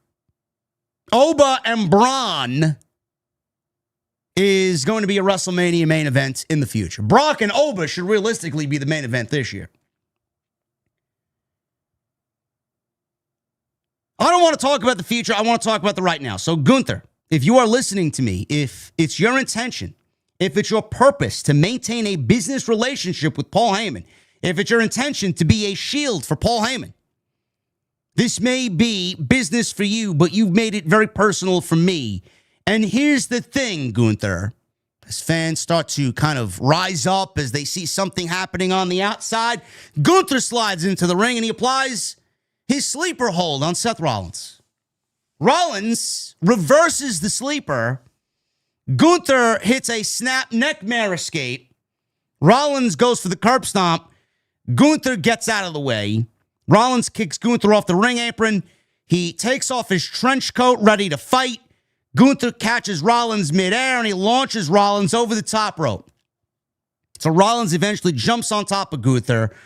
All of this is causing chaos at ringside. Adam Pearce, officials, referees, they're out there once again trying to separate both guys. Gunther dropped Rollins with a big boot on the outside. Gunther is the one who walks away from this, with Rollins once again getting a beating. Rollins gets into the ring. Gunther's already halfway up the aisleway. He goes and walks through Gorilla, and then he eventually crosses paths with Paul Heyman. Heyman doesn't know why Gunther did what he did at Madison Square Garden, but all he can say is that he owes him a very big thank you. It's obvious it's very personal to Seth Rollins, which Gunther is pretty happy about because it's very personal to him as well, even though they don't have a lot of history together. Gunther eventually shakes Paul Heyman's hand. He then pulls Heyman in and says, "You owe me much more than just a very big thank you." Gunther walks away smiling, and Heyman once again is now in a storyline where it revolves around he owes someone a very big favor. It's not CM Punk who he owes the favor to now. It's Gunther. WWE did the best that they could to try and tell this because, let's be honest, chat, this did not make any sense coming out of last week. So basically, everything that I had said last week, everything that I had said on this very show last Monday, and again, I reiterated it on Tuesday Night Titans with the Solid Monster. So the only way that this makes any sense, the only reason why this would be happening, if there would be, or at this point would be some sort of business partnership with Paul Heyman. What is that business partnership going to look like? Is it money? Is it Paul Heyman going to Gunther and saying, "Listen, I got Bronson Reed out. I got Braun Breaker out. My other guys are tied up with I Show Speed and the Samoans. I need someone to take Rollins out. I got nobody." It's none of those things. What they are setting up for is they're putting the career killer on ice for now. It's going to come back when it is applicable. The career killer can't live on every single week, every single month. It's going to have to go on the shelf here, come back when he's needed, go on the shelf there, come back when he's needed. There's not going to be many guys to retire. There's only so many guys he could retire. The career killer was actually harming Gunther's career. So what they've done here now is Rollins and Gunther have no history whatsoever. Gunther wants nothing to do with Paul Heyman or the Vision. He's got one thing and one thing on his mind: ending a career. Brock Lesnar was recently quoted saying he does not have a lot of time left and he's only back for a short amount of time. I got my kids to feed. Meanwhile, Brock Lesnar was being paid in his 2-year absence every single week. Every single month, he was still being paid. Go figure. But he's back now, he said, for a very short period of time. I do think that what Gunther is alluding to is that he smells Brock Lesnar is nearing the end. He wants a match. He wants Paul Heyman to make a match when it matters most. In Minneapolis, at SummerSlam, Brock Lesnar, Gunther, career on the line. I think that's what they do. Now, that's going to be interesting. That's going to be interesting. Are they going to give Gunther the win to retire Brock Lesnar? I can't see Brock Lesnar going into next year's WrestleMania, if it is in Saudi, not competing at a Saudi Mania. They are going to want all hands on deck. I just can't envision Saudi Mania without Brock Lesnar. I just can't do it. So it's going to be interesting to see if WWE actually gives Gunther the win over Brock to retire Brock, or they actually give Brock the win over Gunther to only run it back at WrestleMania in Saudi next year if all things are clear for the event to take place next year. It's going to be very interesting. So they're giving you Gunther and Rollins. It doesn't mean anything. The whole thing is IOU. Paul Heyman now owes Gunther. He's going to repay Gunther with a match with Brock Lesnar. It's the only thing that makes sense. We said that on Monday last week, and we said that again on Tuesday. There you go. It should be a banger match, though, says the IWC. It should be a great match, which both Rollins and Gunther's original WrestleMania opponents are now cleared and ready to compete. But WWE is putting them in the ring together, with the premise of Gunther now asking Paul Heyman for a favor, and that favor is a match with Brock Lesnar. Stephanie Vicaire. She cut a promo. Another one of these backstage vignettes with the music over it. I like these for Stephanie, and they did one with Asuka. Liv Morgan. That bleach blonde box dye must have gotten to your brain if you are stupid enough to think making mom jokes after middle school is clever. You can do better than that. But if you want to play dirty, I will play dirty. You are a pathetic chip, brainless. You're a bitch who talks a lot but says nothing. You run your pathetic mouth, or you run your mouth, better than you claim to run Raw. You are scrambling for purpose, and all you can settle on is trying to solve your daddy issues with a sorry excuse for a man who's jealous of his own daddy's success. My purpose? Inspire girls everywhere to forge their own path, no matter where they are born. You said where you came from, it's on sight. Where I come from, you won't see it coming. And that goes for your spineless little lackey, Roxanne. In Vegas, you will never get your hands on the Women's World Championship because at WrestleMania, I am taking you where no one can follow. Welcome to my inferno, Liv Morgan. She spoke a lot of this in Spanish. And that last line where she mentioned in Vegas, you will never get your hands on the Women's World Championship because at WrestleMania, I'm taking you where no one can follow. Welcome to my inferno, Liv. She said all that in English. That was not the only time we saw Stephanie Vicaire. After that, we got a commercial break, and then we got a brief vignette. Did anybody else see this? We got a brief vignette of ladies, multiple ladies. It looked like 6 or 7 ladies with their backs turned to the screen or backs turned to the camera, and they were dancing with multiple chairs. I could have sworn I seen Liv Morgan in the middle of all this. Now, I don't know what this had to do with Liv Morgan or what it means for Liv Morgan. I have no idea. I thought it was Liv Morgan because it directly followed Stephanie Vicaire's promo. But I have no idea in what context it is going to mean for Liv Morgan. It looked like some music video they were filming. I don't know. Blake Monroe?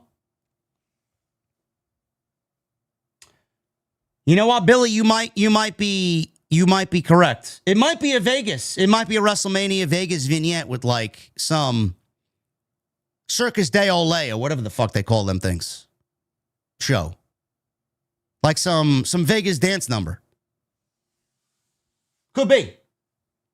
Could be. No, it's not for Blake Monroe. It's not for Blake Monroe. I don't think Blake Monroe's getting called up yet. I did watch Stand and Deliver. I thought Stand and Deliver was a very good show. There's a lot to like on Stand and Deliver. I know JC Jane is getting called up. What that means for the rest of Fatal Influence, I don't know. Liv tweeted the video, says Robbie618. Well, there you go. Might be something to do with Liv Morgan at WrestleMania. We'll see. We got a big 6-man tag team match here with Penta, Javon Evans, and Dragon Lee against Los Americanos. This was good. A lot of this was really good. Gave you a little glimpse as to what's going to happen in the ladder match at WrestleMania. We'll pick it up after the commercial break. Penta and Ryo, they were in the ring. Penta hits a rolling double DDT on Bravo and Ryo. Lee hits Ryo with a basement dropkick. He then attempted a Styles Clash, and Bravo pulled at his leg, which allowed Dragon Lee to be hit with a series of headbutts by El Grande Americano and Los Americanos. Where is Chad Gable, by the way? We have not seen Chad Gable at all. Is Chad Gable going to be featured at WrestleMania against Grande Americano, Kaiser? I thought all roads were leading to a mask versus mask match. I don't know. They may save that for the Raw after Mania. I have no idea. So Evans comes in, tried for a springboard cutter. He got hit with a big forearm. Dragon Lee connected with a Styles Clash. Eventually, El Grande broke up the pin as all of the 6 competitors in this match were down. Dragon Lee drops El Grande with the Hurricane Rana from the apron. Penta hits a Mexican Destroyer on Ryo on the apron. And then Javon Evans ends the match with an OG cutter on Bravo for the 1-2-3. I'm telling you right now, I think Javon Evans is going to hit the OG cutter off the top of a huge ladder. I could see him doing something absolutely fucking ridiculous, like an Adam Copeland spot spearing Jeff Hardy as he hung from the fucking rung in that ladder match. I think we're going to get another Adam Copeland spot. Memorable WrestleMania spot. Javon Evans is absolutely going to be tasked with making a WrestleMania moment. I don't know what that looks like, but he's going to do something crazy. So, this is where things got a little head-scratching. We get the babyface is winning here, and Rey Mysterio comes out, and he walks down to the ring. He gets into the ring and on a microphone and says, this Intercontinental Championship ladder match at WrestleMania has the potential to be one of the greatest ladder matches of all time. Yes, put some huge expectation over it. I mean, you got a long way to go for that to be the case, but he thinks it has the potential to be one of the greatest ladder matches of all time. Mysterio missed last year's WrestleMania due to injury, so Mysterio had a conversation with Adam Pearce, and this ladder match is missing one person. Mysterio is joining the ladder match at WrestleMania. Penta then says, let's make history, because he has zero fear.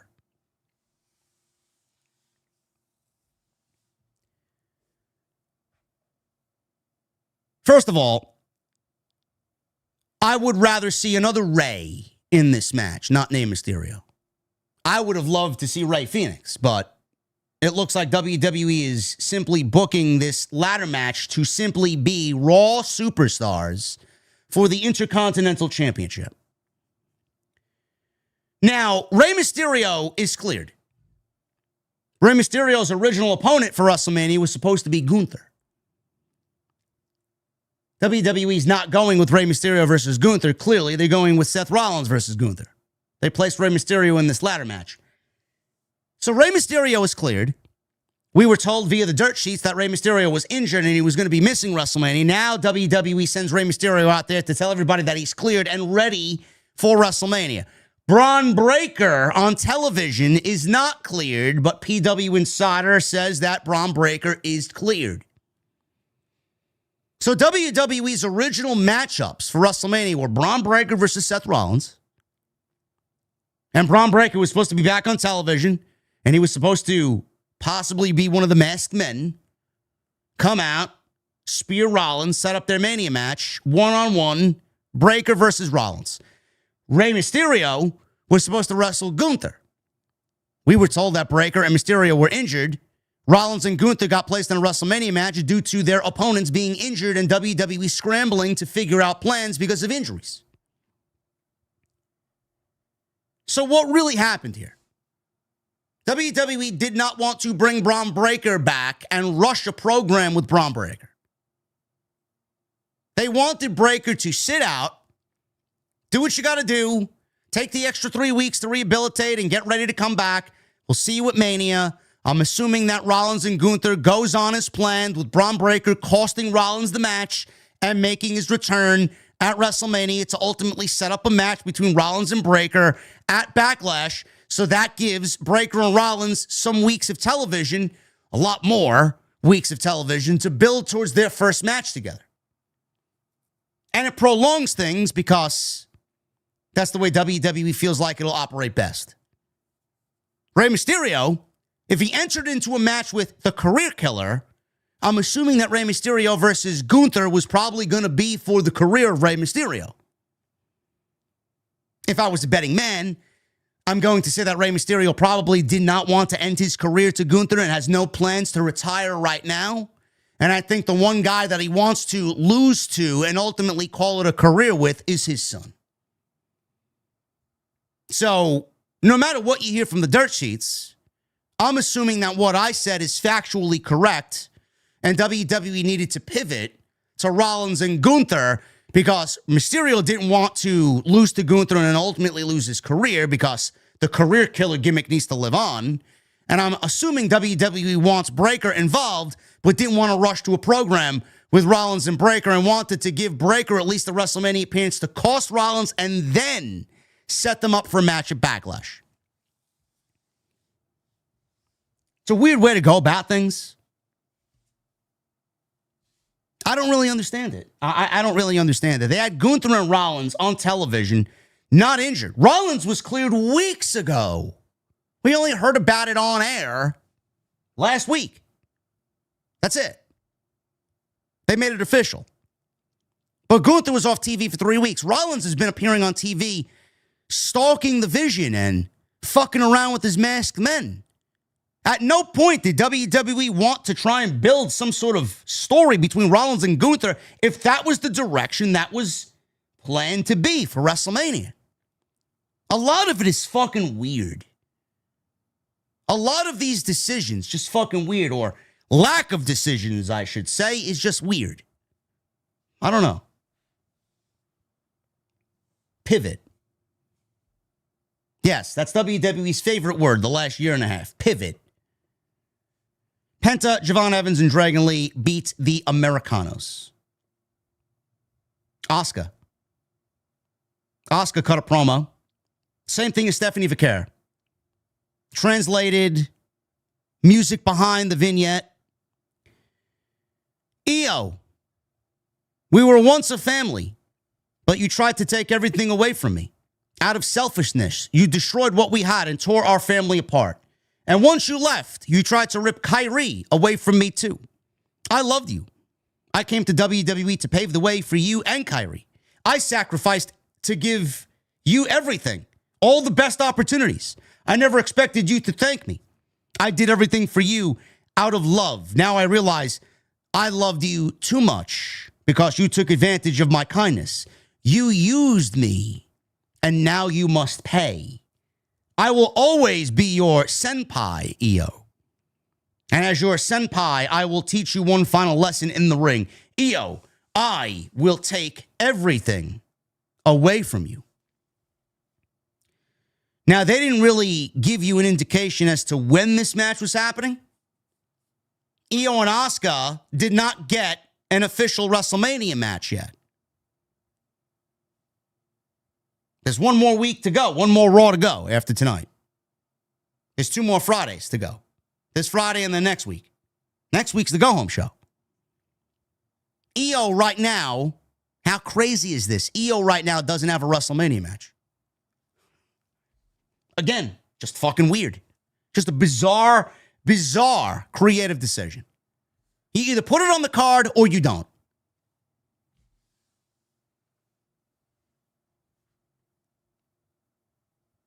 Rhea Ripley and Io. Rhea Ripley is a Raw superstar. She's only on Friday Night SmackDown because she won the Royal Rumble as a Raw superstar, and she's challenging Jade Cargill for the WWE Women's Championship. So she's back home, at least for the night, teaming with Io against 2 people who do not even go to Monday Night Raw. This is B-Fab and Michin with Jade Cargill.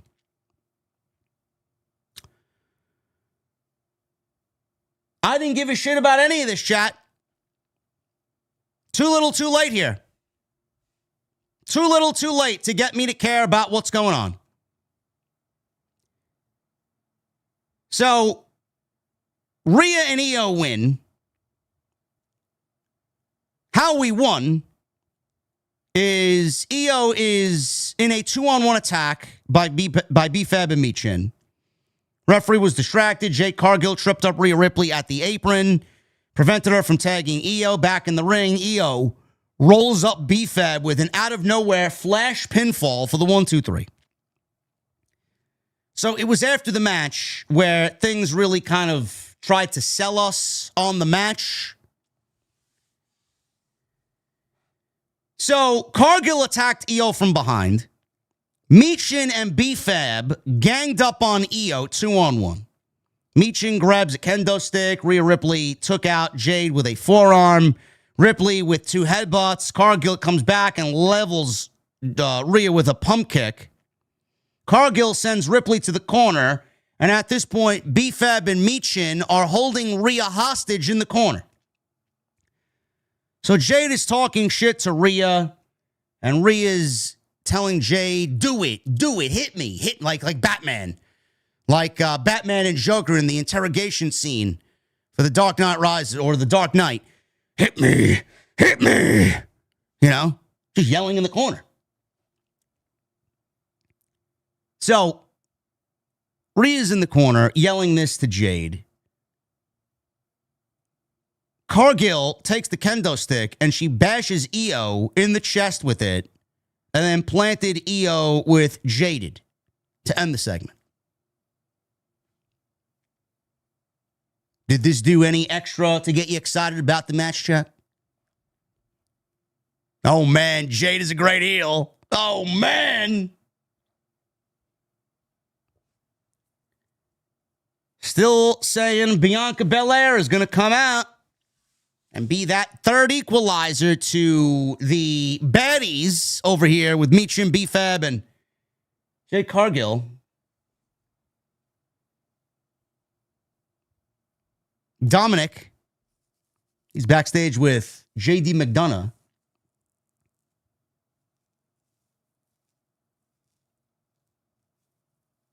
They're congratulating each other on the beating they gave Finn Balor. He says he wanted to do it the easy way. Actually, this is a Finn Balor promo. I'm sorry. Dominic, JD, congratulations. That was one hell of a beating. You know, maybe I brought it on myself. Maybe I'm the one to blame. I wanted to do this the easy way. I hope you guys would play nice. But what should I expect when I'm the one that showed you how to play dirty? Well, playtime is over. You think you know me, Dominic. You really only know one side of me. There's a side of me that I never showed you before. A side that I buried a long time ago. A side that I thought was gone forever. And you have now awoken it. It's back. And at WrestleMania, it's coming for you. Boy, man, he basically just laid it out for you that the demon is going to be ushered in at WrestleMania. The demon's back, chat. The demon is back.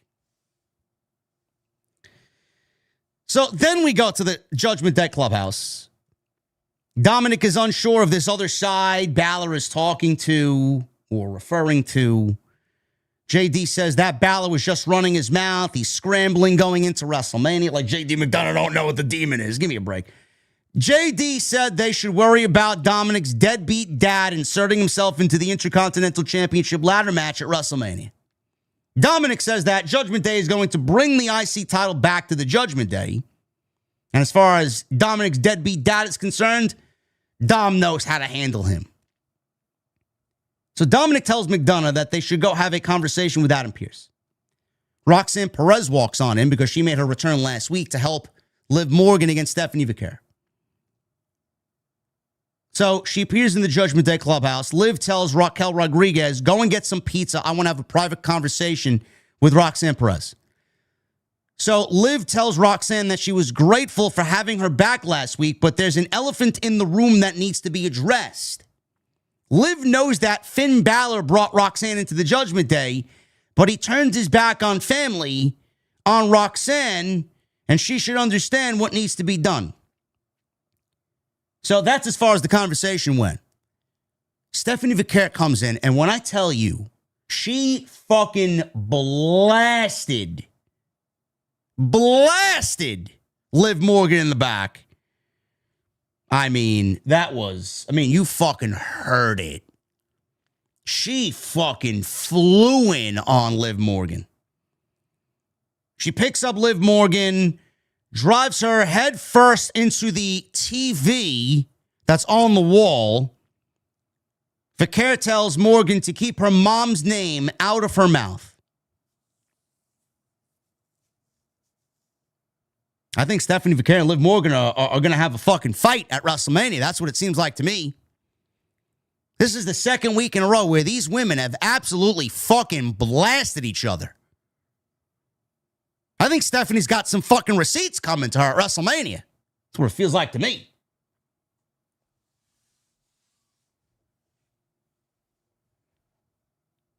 The main segment on the show might not have been exciting to many people, but it gets us another week of television and another week closer to WrestleMania. Brock Lesnar and Femi contract signing. So Triple H's music plays. He comes on out. Triple H was tasked with overseeing this contract signing after what happened last week. Cue the social media geeks who claim Triple H needs the spotlight and is addicted to the spotlight and can't help himself. Triple H, including himself in last week's festivities, only made the match feel that much bigger. It's exactly what the whole presentation wanted to do again tonight. I don't mind it. As far as I'm concerned, Triple H being out there showing you exactly what the real WrestleMania main event of night one should be. Adam Pearce is there with Triple H. Ladies and gentlemen, over the last couple of weeks, we have seen the birth of what promises to be a true clash of heavyweight titans at WrestleMania. That clash will be between Brock Lesnar and Femi. And tonight, we signed the contract. Paul Heyman interrupts. Ladies and gentlemen, my name is Paul Heyman.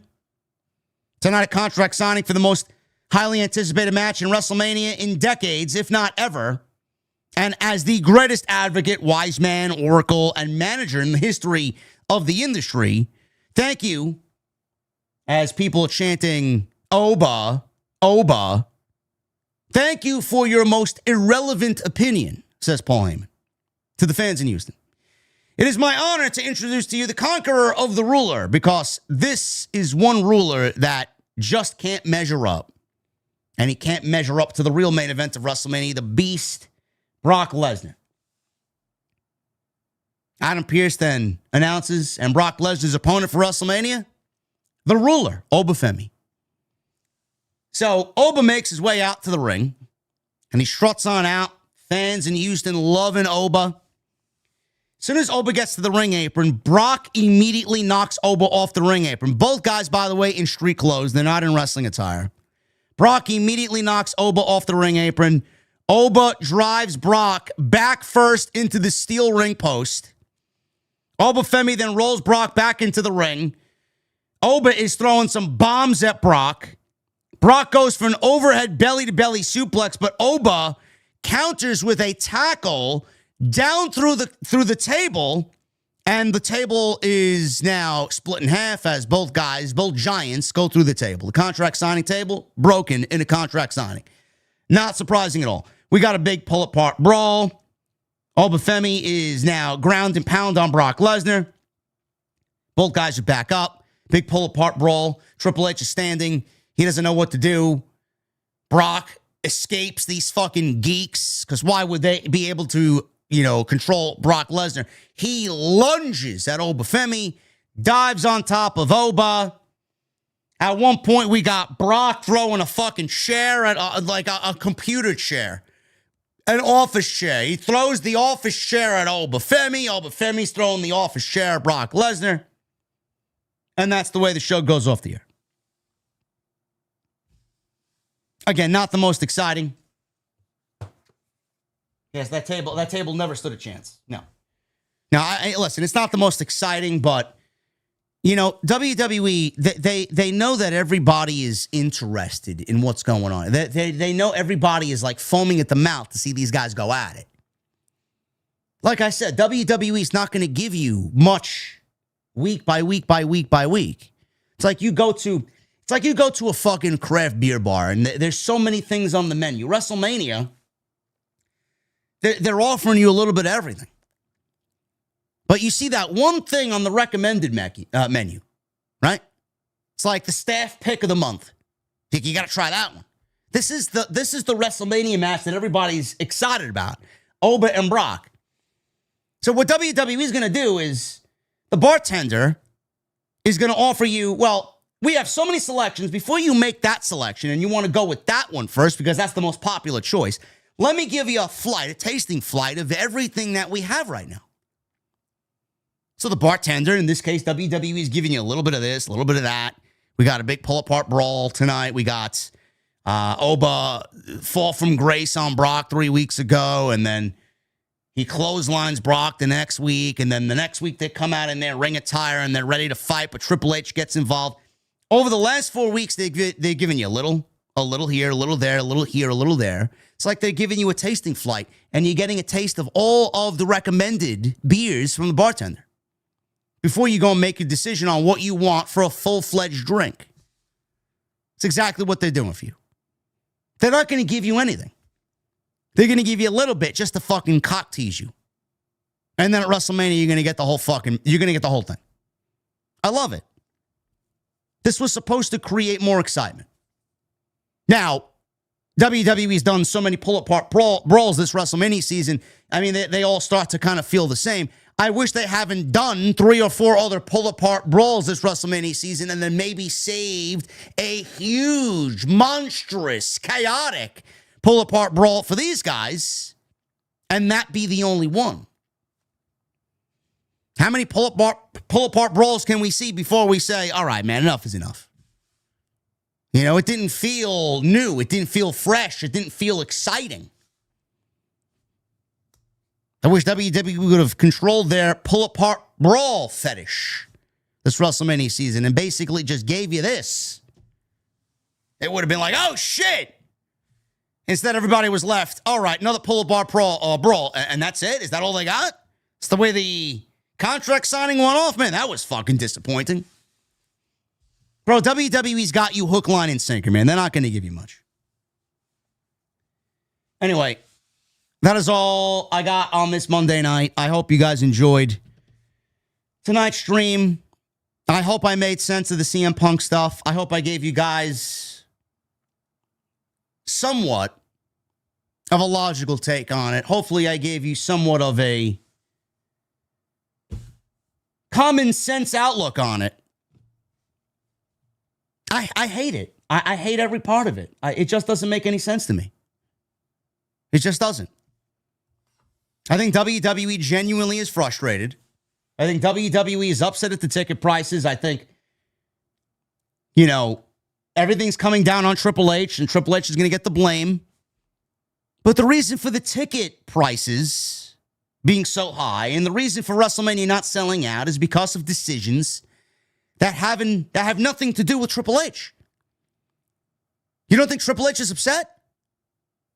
You don't think Triple H is like, fuck this shit, man. I'm getting the blame for this shit. I'm getting the heat for this shit. Go out there and tell them exactly what the fuck is going on.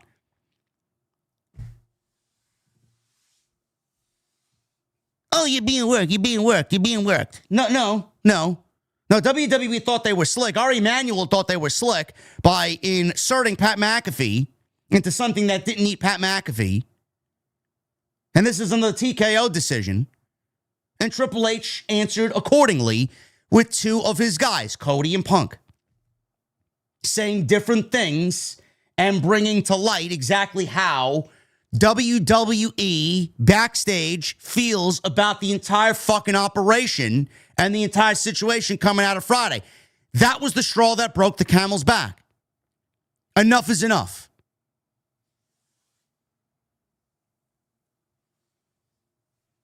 Let's get to your super chats. Thank you guys very much for all of your support on this Monday night. You guys are awesome. Tonight we're sponsored by Blue Chew. So let me get this straight. Seth Rollins was gone since October, months on the shelf. Finally gets cleared, comes back, big moment, crowd's going crazy. Gunther walks out last week, chokes him out, and now we got a WrestleMania match. No warm-up, no easing back in, just straight to business. Now apparently he's got a business partnership with Paul Heyman, and a favor is owed. It's WrestleMania season right there, man. Gunther had absolutely no hesitation in telling Paul Heyman, you owe me. He showed up, did what he needed to do, was ready, and made it happen. And honestly, that's how things should be outside the ring too. Because we've all had those moments where maybe you're ready physically, but mentally, you might not be there. You're overthinking everything, timing, distractions, the pressure. You're not fully locked in. That's where Blue Chew comes in. Blue Chew Gold is built differently. It's not just about blood flow. It's designed to help with arousal. So your mind and your body are actually on the same page. Because let's be real, getting ready and being ready are 2 completely different things. Blue Chew Gold combines ingredients and performance and mental connection. So you're not out there second guessing like it's your first match back in 6 months. You're confident, you're focused, and you're in control. It's timing for less thinking and more doing. So if you're trying to step your game up and bring that main event energy when it counts, don't let your mind get in the way of a good time. Discover your options at BlueChew.com. We've got a special deal for everybody right now. When you buy 2 months of Blue Chew Gold, You get a third month free with promo code JD. That's right. When you buy 2 months of Blue Chew Gold, you get the third month free with code JD. That's promo code JD at BlueChew.com.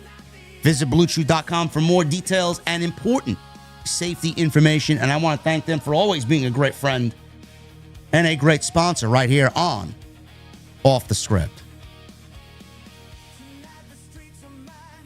KMG and Metabolism. Thank you, gentlemen, for the $100 bombs earlier. You guys are awesome. Michael Krause with a $2 super chat. JD OTS, hope everyone has a great Easter. Yeah. Michael, Easter was on Sunday. Easter was boring. I don't really care for Easter Sunday. Joseph Taylor with a $2 super chat. Gunther versus Seth Rollins should be a fantastic match at WrestleMania. Sure. Both are very good at what they do. Ilyas, who does 70,000 views on a Friday night? This is the best channel out there. I've been supporting it for almost 5 years now. Thank you for everything you do, JD. I'm the guy who reached out on Instagram on getting unblocked. Ilyas, thank you, brother. I have taken care of that, I believe, for you. Hopefully. Also, I'm actually on my second account writing this. I have to, I guess that did not work, huh? I got to go back and figure out what the fucking problem is. I will take care for you. I will take care of it for you, brother. Don't worry about it. Joseph Taylor with a $5 super chat. Pat, be the one behind the call I'm not interested in, but him taking shots at Minnie, Wheezy, and the rest of the IWC today on his show was awesome. Oh, did he? Did he? I mean, I was one of the more vocal ones. He was probably talking about me. Probably talking about me. I don't know what they said, nor do I care. Nor do I care. I don't mention anybody by name, but they're always indirectly mentioning me now, calling me fake angry engagement. I've been doing this before anybody else, man. Fucking fake angry engagement is the last fucking thing I should be labeled as. Give me a fucking break. Michelle Moran with a $2 super chat. Why is TKO not getting involved in the Punk Roman main event? No clue. No clue. Yo Boy Pete with a $4.99. Is it great to be alive in the OTS venue inside JD's mother's basement on a Monday night or what? Absolutely. Absolutely. Michelle with a $2 super chat. I agree with Solid Monster. Punk destroyed Roman. Yes, he did. Well, Roman wants to take weeks off. This is what happens.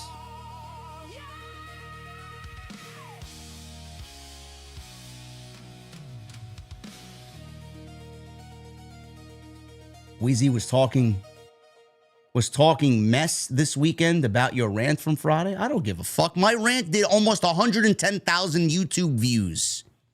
I don't give a shit what anybody says, man. Holy shit. Oh, but it's fake engagement. Okay. Sure thing. Sure thing. Engagement is engagement.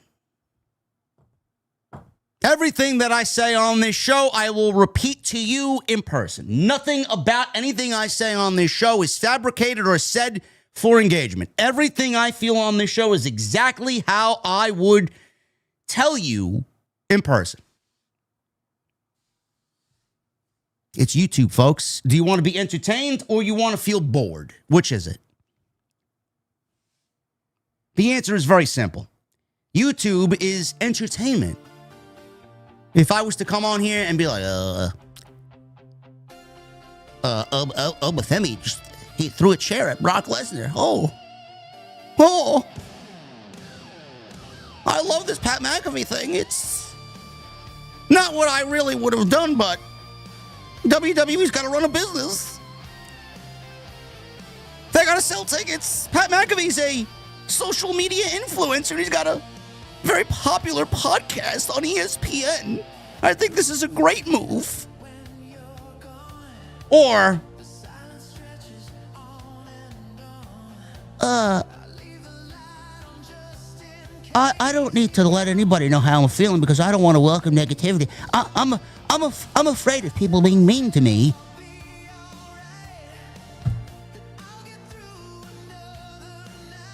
I'm afraid of people saying mean things to me. I'm not going to let anybody know what I'm thinking because I don't really care. I don't really care about anything that happened. I don't want people speaking mean things about me.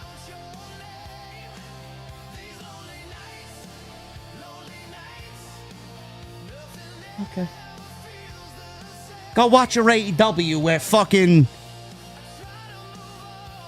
El Clone is wrestling Mystico on Saturday night, man.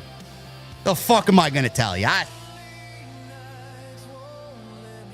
Go hang amongst the sickos, man, where they watch Orange Cassidy versus fucking Gabe Kidd. Oh, I don't watch AEW because the fan base is just so negative. Okay. Great.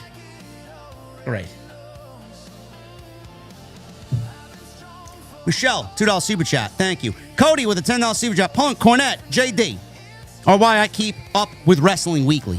Punk brought me back to wrestling twice within a decade and is why I got a Mania ticket. When he's done, I don't know, man.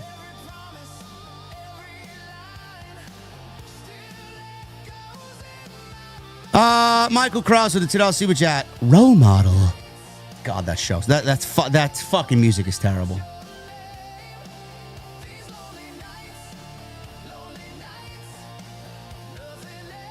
Jay Gordo with a $20 super chat. What's going on, Jay? You've been watching and loving pro wrestling since the 90s. This will probably be my last WrestleMania to watch. I have a question. I continue being a wrestling fan all my life. Should I continue being a wrestling fan all my life, or should I end the love for pro wrestling? Brother, you're asking me to make a decision on what you want to watch or not. Only you can make that decision. Cornell, $9.99. There's no way in hell Punk leaves Vegas with the title. I cannot wait for my GOAT to come back and rock bottom his old ass into oblivion. Always name dropping Rock's name, huh? Punk, don't worry, he's coming. Is he? The same guy that needed to show up last year, but he's going to show up this year. I'll believe it when I see it. Cornell with a $1.99. Pat McAfee or Pat McAfee. Punk is a genius. Michael Krause with the $2 super chat. Looks like Jade is wearing a giant tire.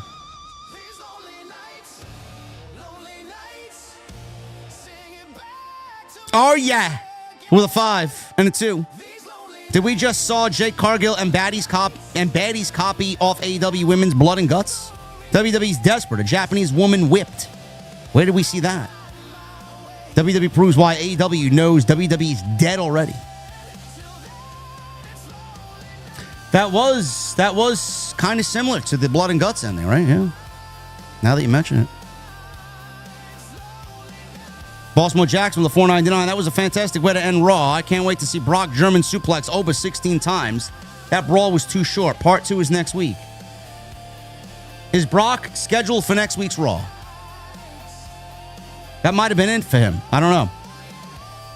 Shamworld with a 10. It's going to take a lot more to fix the bullshit problems WWE has over the last 2 years. At least they put some effort into this Raw. I actually enjoyed it. Heyman now owes Gunther a favor. Yes, he does. Baltimore Jackson with a $1.99. Liv and Roxy looked legit hurt.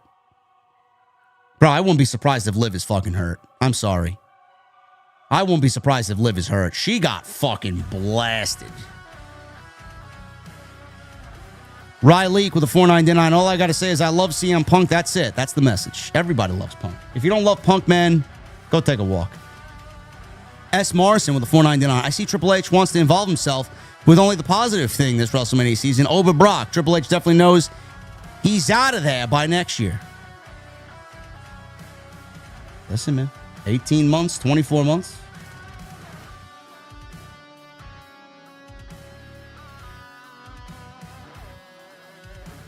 He may be done. Michael Krauser, the 2. JD intro, car, flat tire. What do you do? LOL. Yeah. The Dark Horse only has 1,000 miles on it, bro. It's not going nowhere.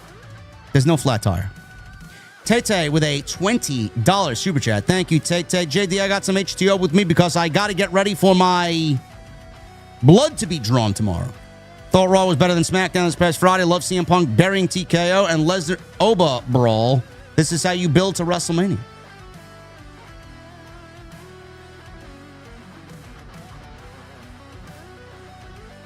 Thank you, Tay. Good luck with that blood being drawn tomorrow, man. I hate needles. My guy Hurricane with 68 months. Here to support the best of the best of the best. Never stop being you, JD. Keep bringing the 100 miles per hour heat in the IWC. The geeks can't take it. Fuck them. Fuck every last one of them. Thank you for 68 months, brother. Keith with a 24 months. Well, I'm going to be honest. This was a great speech, but does it really matter, or do we care? I bet you that TKO doesn't care. They don't give a fuck at all. The only thing they care about is WrestleMania breaking last year's record. That's all they care about. Furious Nation with a 999. What's up, JD? What a CM Punk pipe bomb tonight, burying Rock, Pat, Roman, and TKO, and telling TKO to lower the damn prices. Promo came from the heart. Of course it did. Why would Pat McAfee's promo sit well with CM Punk when CM Punk is main eventing WrestleMania and Pat's out there absolutely burying the fact that WrestleMania hasn't sold out and there's low ticket sales and low interest and WWE's got the lowest ratings? Well, why does anybody want to hear that? Baby Shaq with 47 months. CM Punk is God. On the microphone, he is. Furious Nation with the 499. Also, JD, I thought I'd say this too. My mother is officially getting married this Saturday, April 11th, and I'm the best man as well at the wedding. God bless, brother. May she live in complete happiness. It's awesome. Nick Williams, 46 months. It's been some time since I spoke, but that new intro roasting Triple H and Tony Khan was funny. With that said, Oba.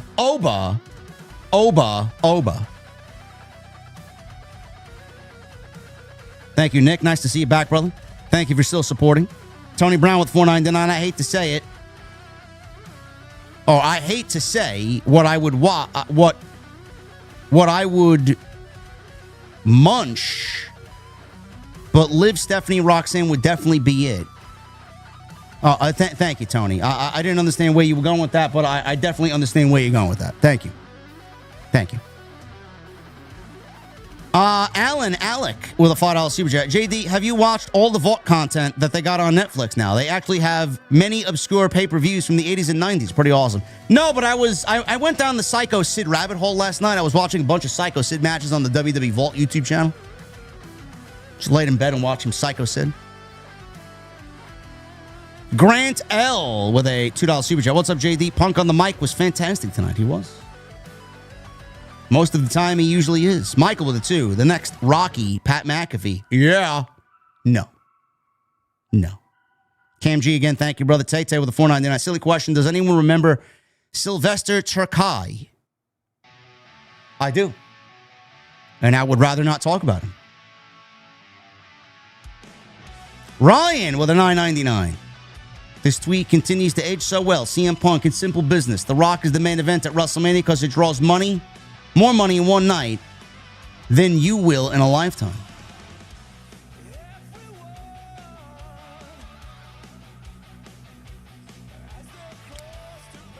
Bro, if The Rock is going to show up at Mania, I doubt he shows up and continues something that has a cohesive, consistent storyline. We're asking for something that we all want, but it's never going to materialize into what we want it to be, ever. Also, with the 199, Rock wasn't obliged to do nothing. LOL. What are you talking about? He absolutely was, because he facilitated a heel turn for John Cena. Him being brought back and pitching that needed to have a payoff, which he did not give us, so he fucked it up. He made himself obliged to be a part of it and refused to show up. Stop defending someone who fucked up things last year for WrestleMania. Paid AJ with the 35 months. What's up, JD? Hope you are doing good, my brother. After that scathing performance from you on Friday with that rant, definitely one of your best. Much love. Thank you. Thank you. Hooligan with a 5. After Raw, WWE needs to put Orton and Cody in Oba and Brock spot. The real main event.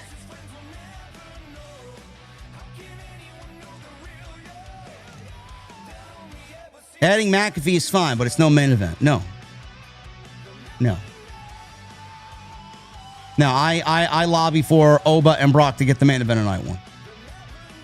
Jericho 8131 with the $20 super chat. Vince truly killed WWE. He sold it, hoping he'd get back in. Instead, Ari is just as out of touch as Vince was. Creative in 2018, terrible.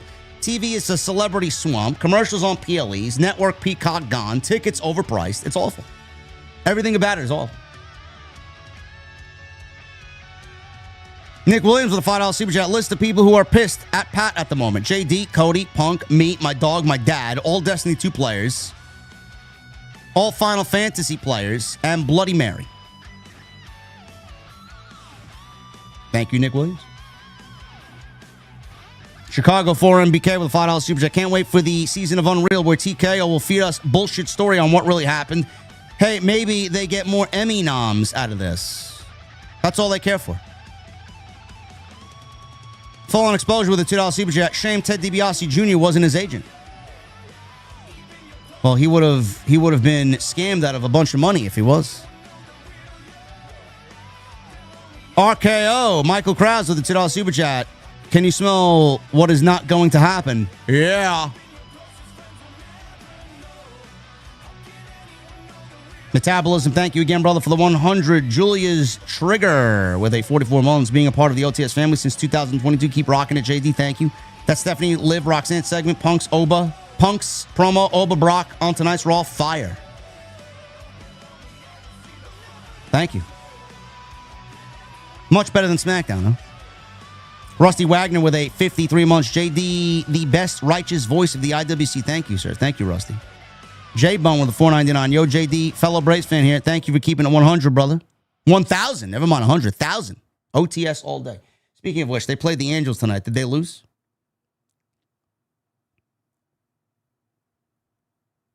Probably. Of course they lost. Here comes the losing streak. Dalton Cracker with a $5 super chat. Are there legit people who think this Punk promo was a work? And this was part of the plan? I don't believe people could be that stupid. There are. And I blocked every single one of them that came my way. Absolutely. People are ridiculous. Redcon with a $20 super chat. I'm a new subscriber. I love your passion, man. Retired Army vet. I wish WWE understood that the backbone of wrestling fans are the 40,000 annual fans. 40,000 a year annual fans. Yet Ari and company are stereotypical idiots, not knowing their demographic. Redcon, thank you for being here, brother. Very happy you found the show and very happy that you enjoy what we do here. And thank you for your service. Reggie Smith with 54 months. JD, do you see Oba becoming world champion this year? No. No. Too soon. Grant with a 2. JD, the best part of WrestleMania is OTS. I got you guys covered. I got you guys covered. Soul 28 with a $10 super chat. Hey, first time super chat, long time viewer, WrestleMania 38. Love your content. Thoughts on Tony D'Angelo winning the NXT title and being the first NXT Grand Slam champion? Tony's great. I think he's got a great look, man. He looks like a fucking badass. He looks like a badass. I like the Italian gimmick with the whole, like, hey, you know, I'm Tony D over here. It was never going to work on the main roster. It might have worked for a little bit, but it didn't have any longevity. I think he looks great. Looks like a fucking badass. Good for him. I'm a fan of Tony D. We got a 5-month membership from someone who is anonymous. Thank you, whoever you are. Jorge with a $9.99. Hey, JD, I don't understand how the WWE product is so terrible, yet I'm so excited to tune in weekly. Much love. Also, I love the Rant Friday. Jorge, you know why you're excited? Because we here on this show, this live stream, makes it exciting. Justin Taylor with a $10 super chat. JD, if you've ever become boring, you would become like Wheezy and Minnie. I don't know if I said that before, but if I did, I'll say it again. Oh. Well, thank you. Well, they are entertaining to their small subsect of viewers. 009.5 with a super chat. Bro, this Wheezy, Pat McAfee, the sickos, fuck them all. OTS is a very popular podcast. Keep up the good work. What the fuck are you guys drinking? 009.5. Thank you, brother. True Crime Unleashed with a $5 super chat. Sylvester Stallone has starred in 94 movies, 30 TV shows. Oh, that's what I was thinking. 30 TV shows. And directed 8 movies. How many has Pat McAfee been in?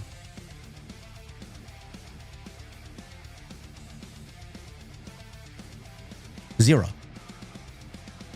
But Pat McAfee's the next Sylvester Stallone. C's with a $4.99. Was thinking of driving 3 hours each day to Vegas and spending a lot on tickets. Pat McAfee just saved me a lot of money. You the man, JD. Brother, do not. That sounds like a horrendous waste of time.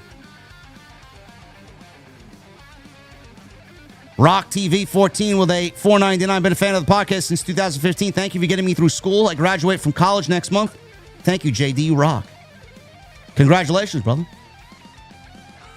Go get that fucking diploma and make some good money. And Lord Maestro with a $1.99. Always good to see you, my brother. Thank you. See you for TNT. Oh, we'll be here. We will be here.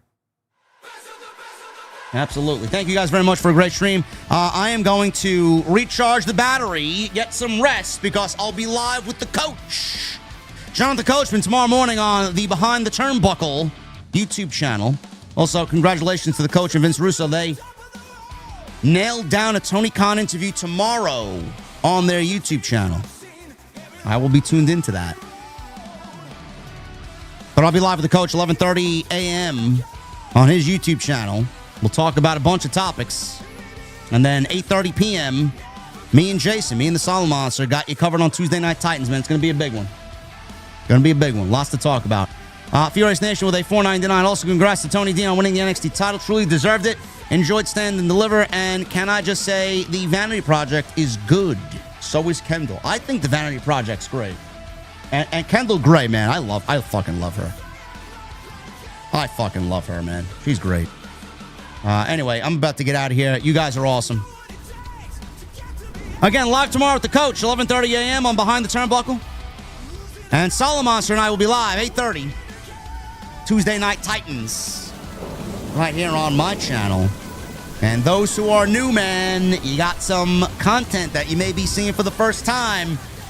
Lock in. Strap yourselves in. It's going to be a big week. Follow me on social media at JD from NY206, Twitter, Instagram, TikTok, and Cameo. Hit that subscribe button down below. Turn on the bell for all notifications. Go and check out all the great content. Even uploaded a video today. The fallout, the aftermath, the Friday, all the latest news on Pat McAfee, Cody, Randy, TKO. Covered it all. Go check out that video today. Hit that thumbs up, hit that subscribe button, and leave a comment. Let me know what you thought of CM Punk's promo tonight on Monday Night Raw. Until tomorrow night, guys, I'll see you live with the Solid Monster right here on Tuesday Night Titans. I'll see you guys later.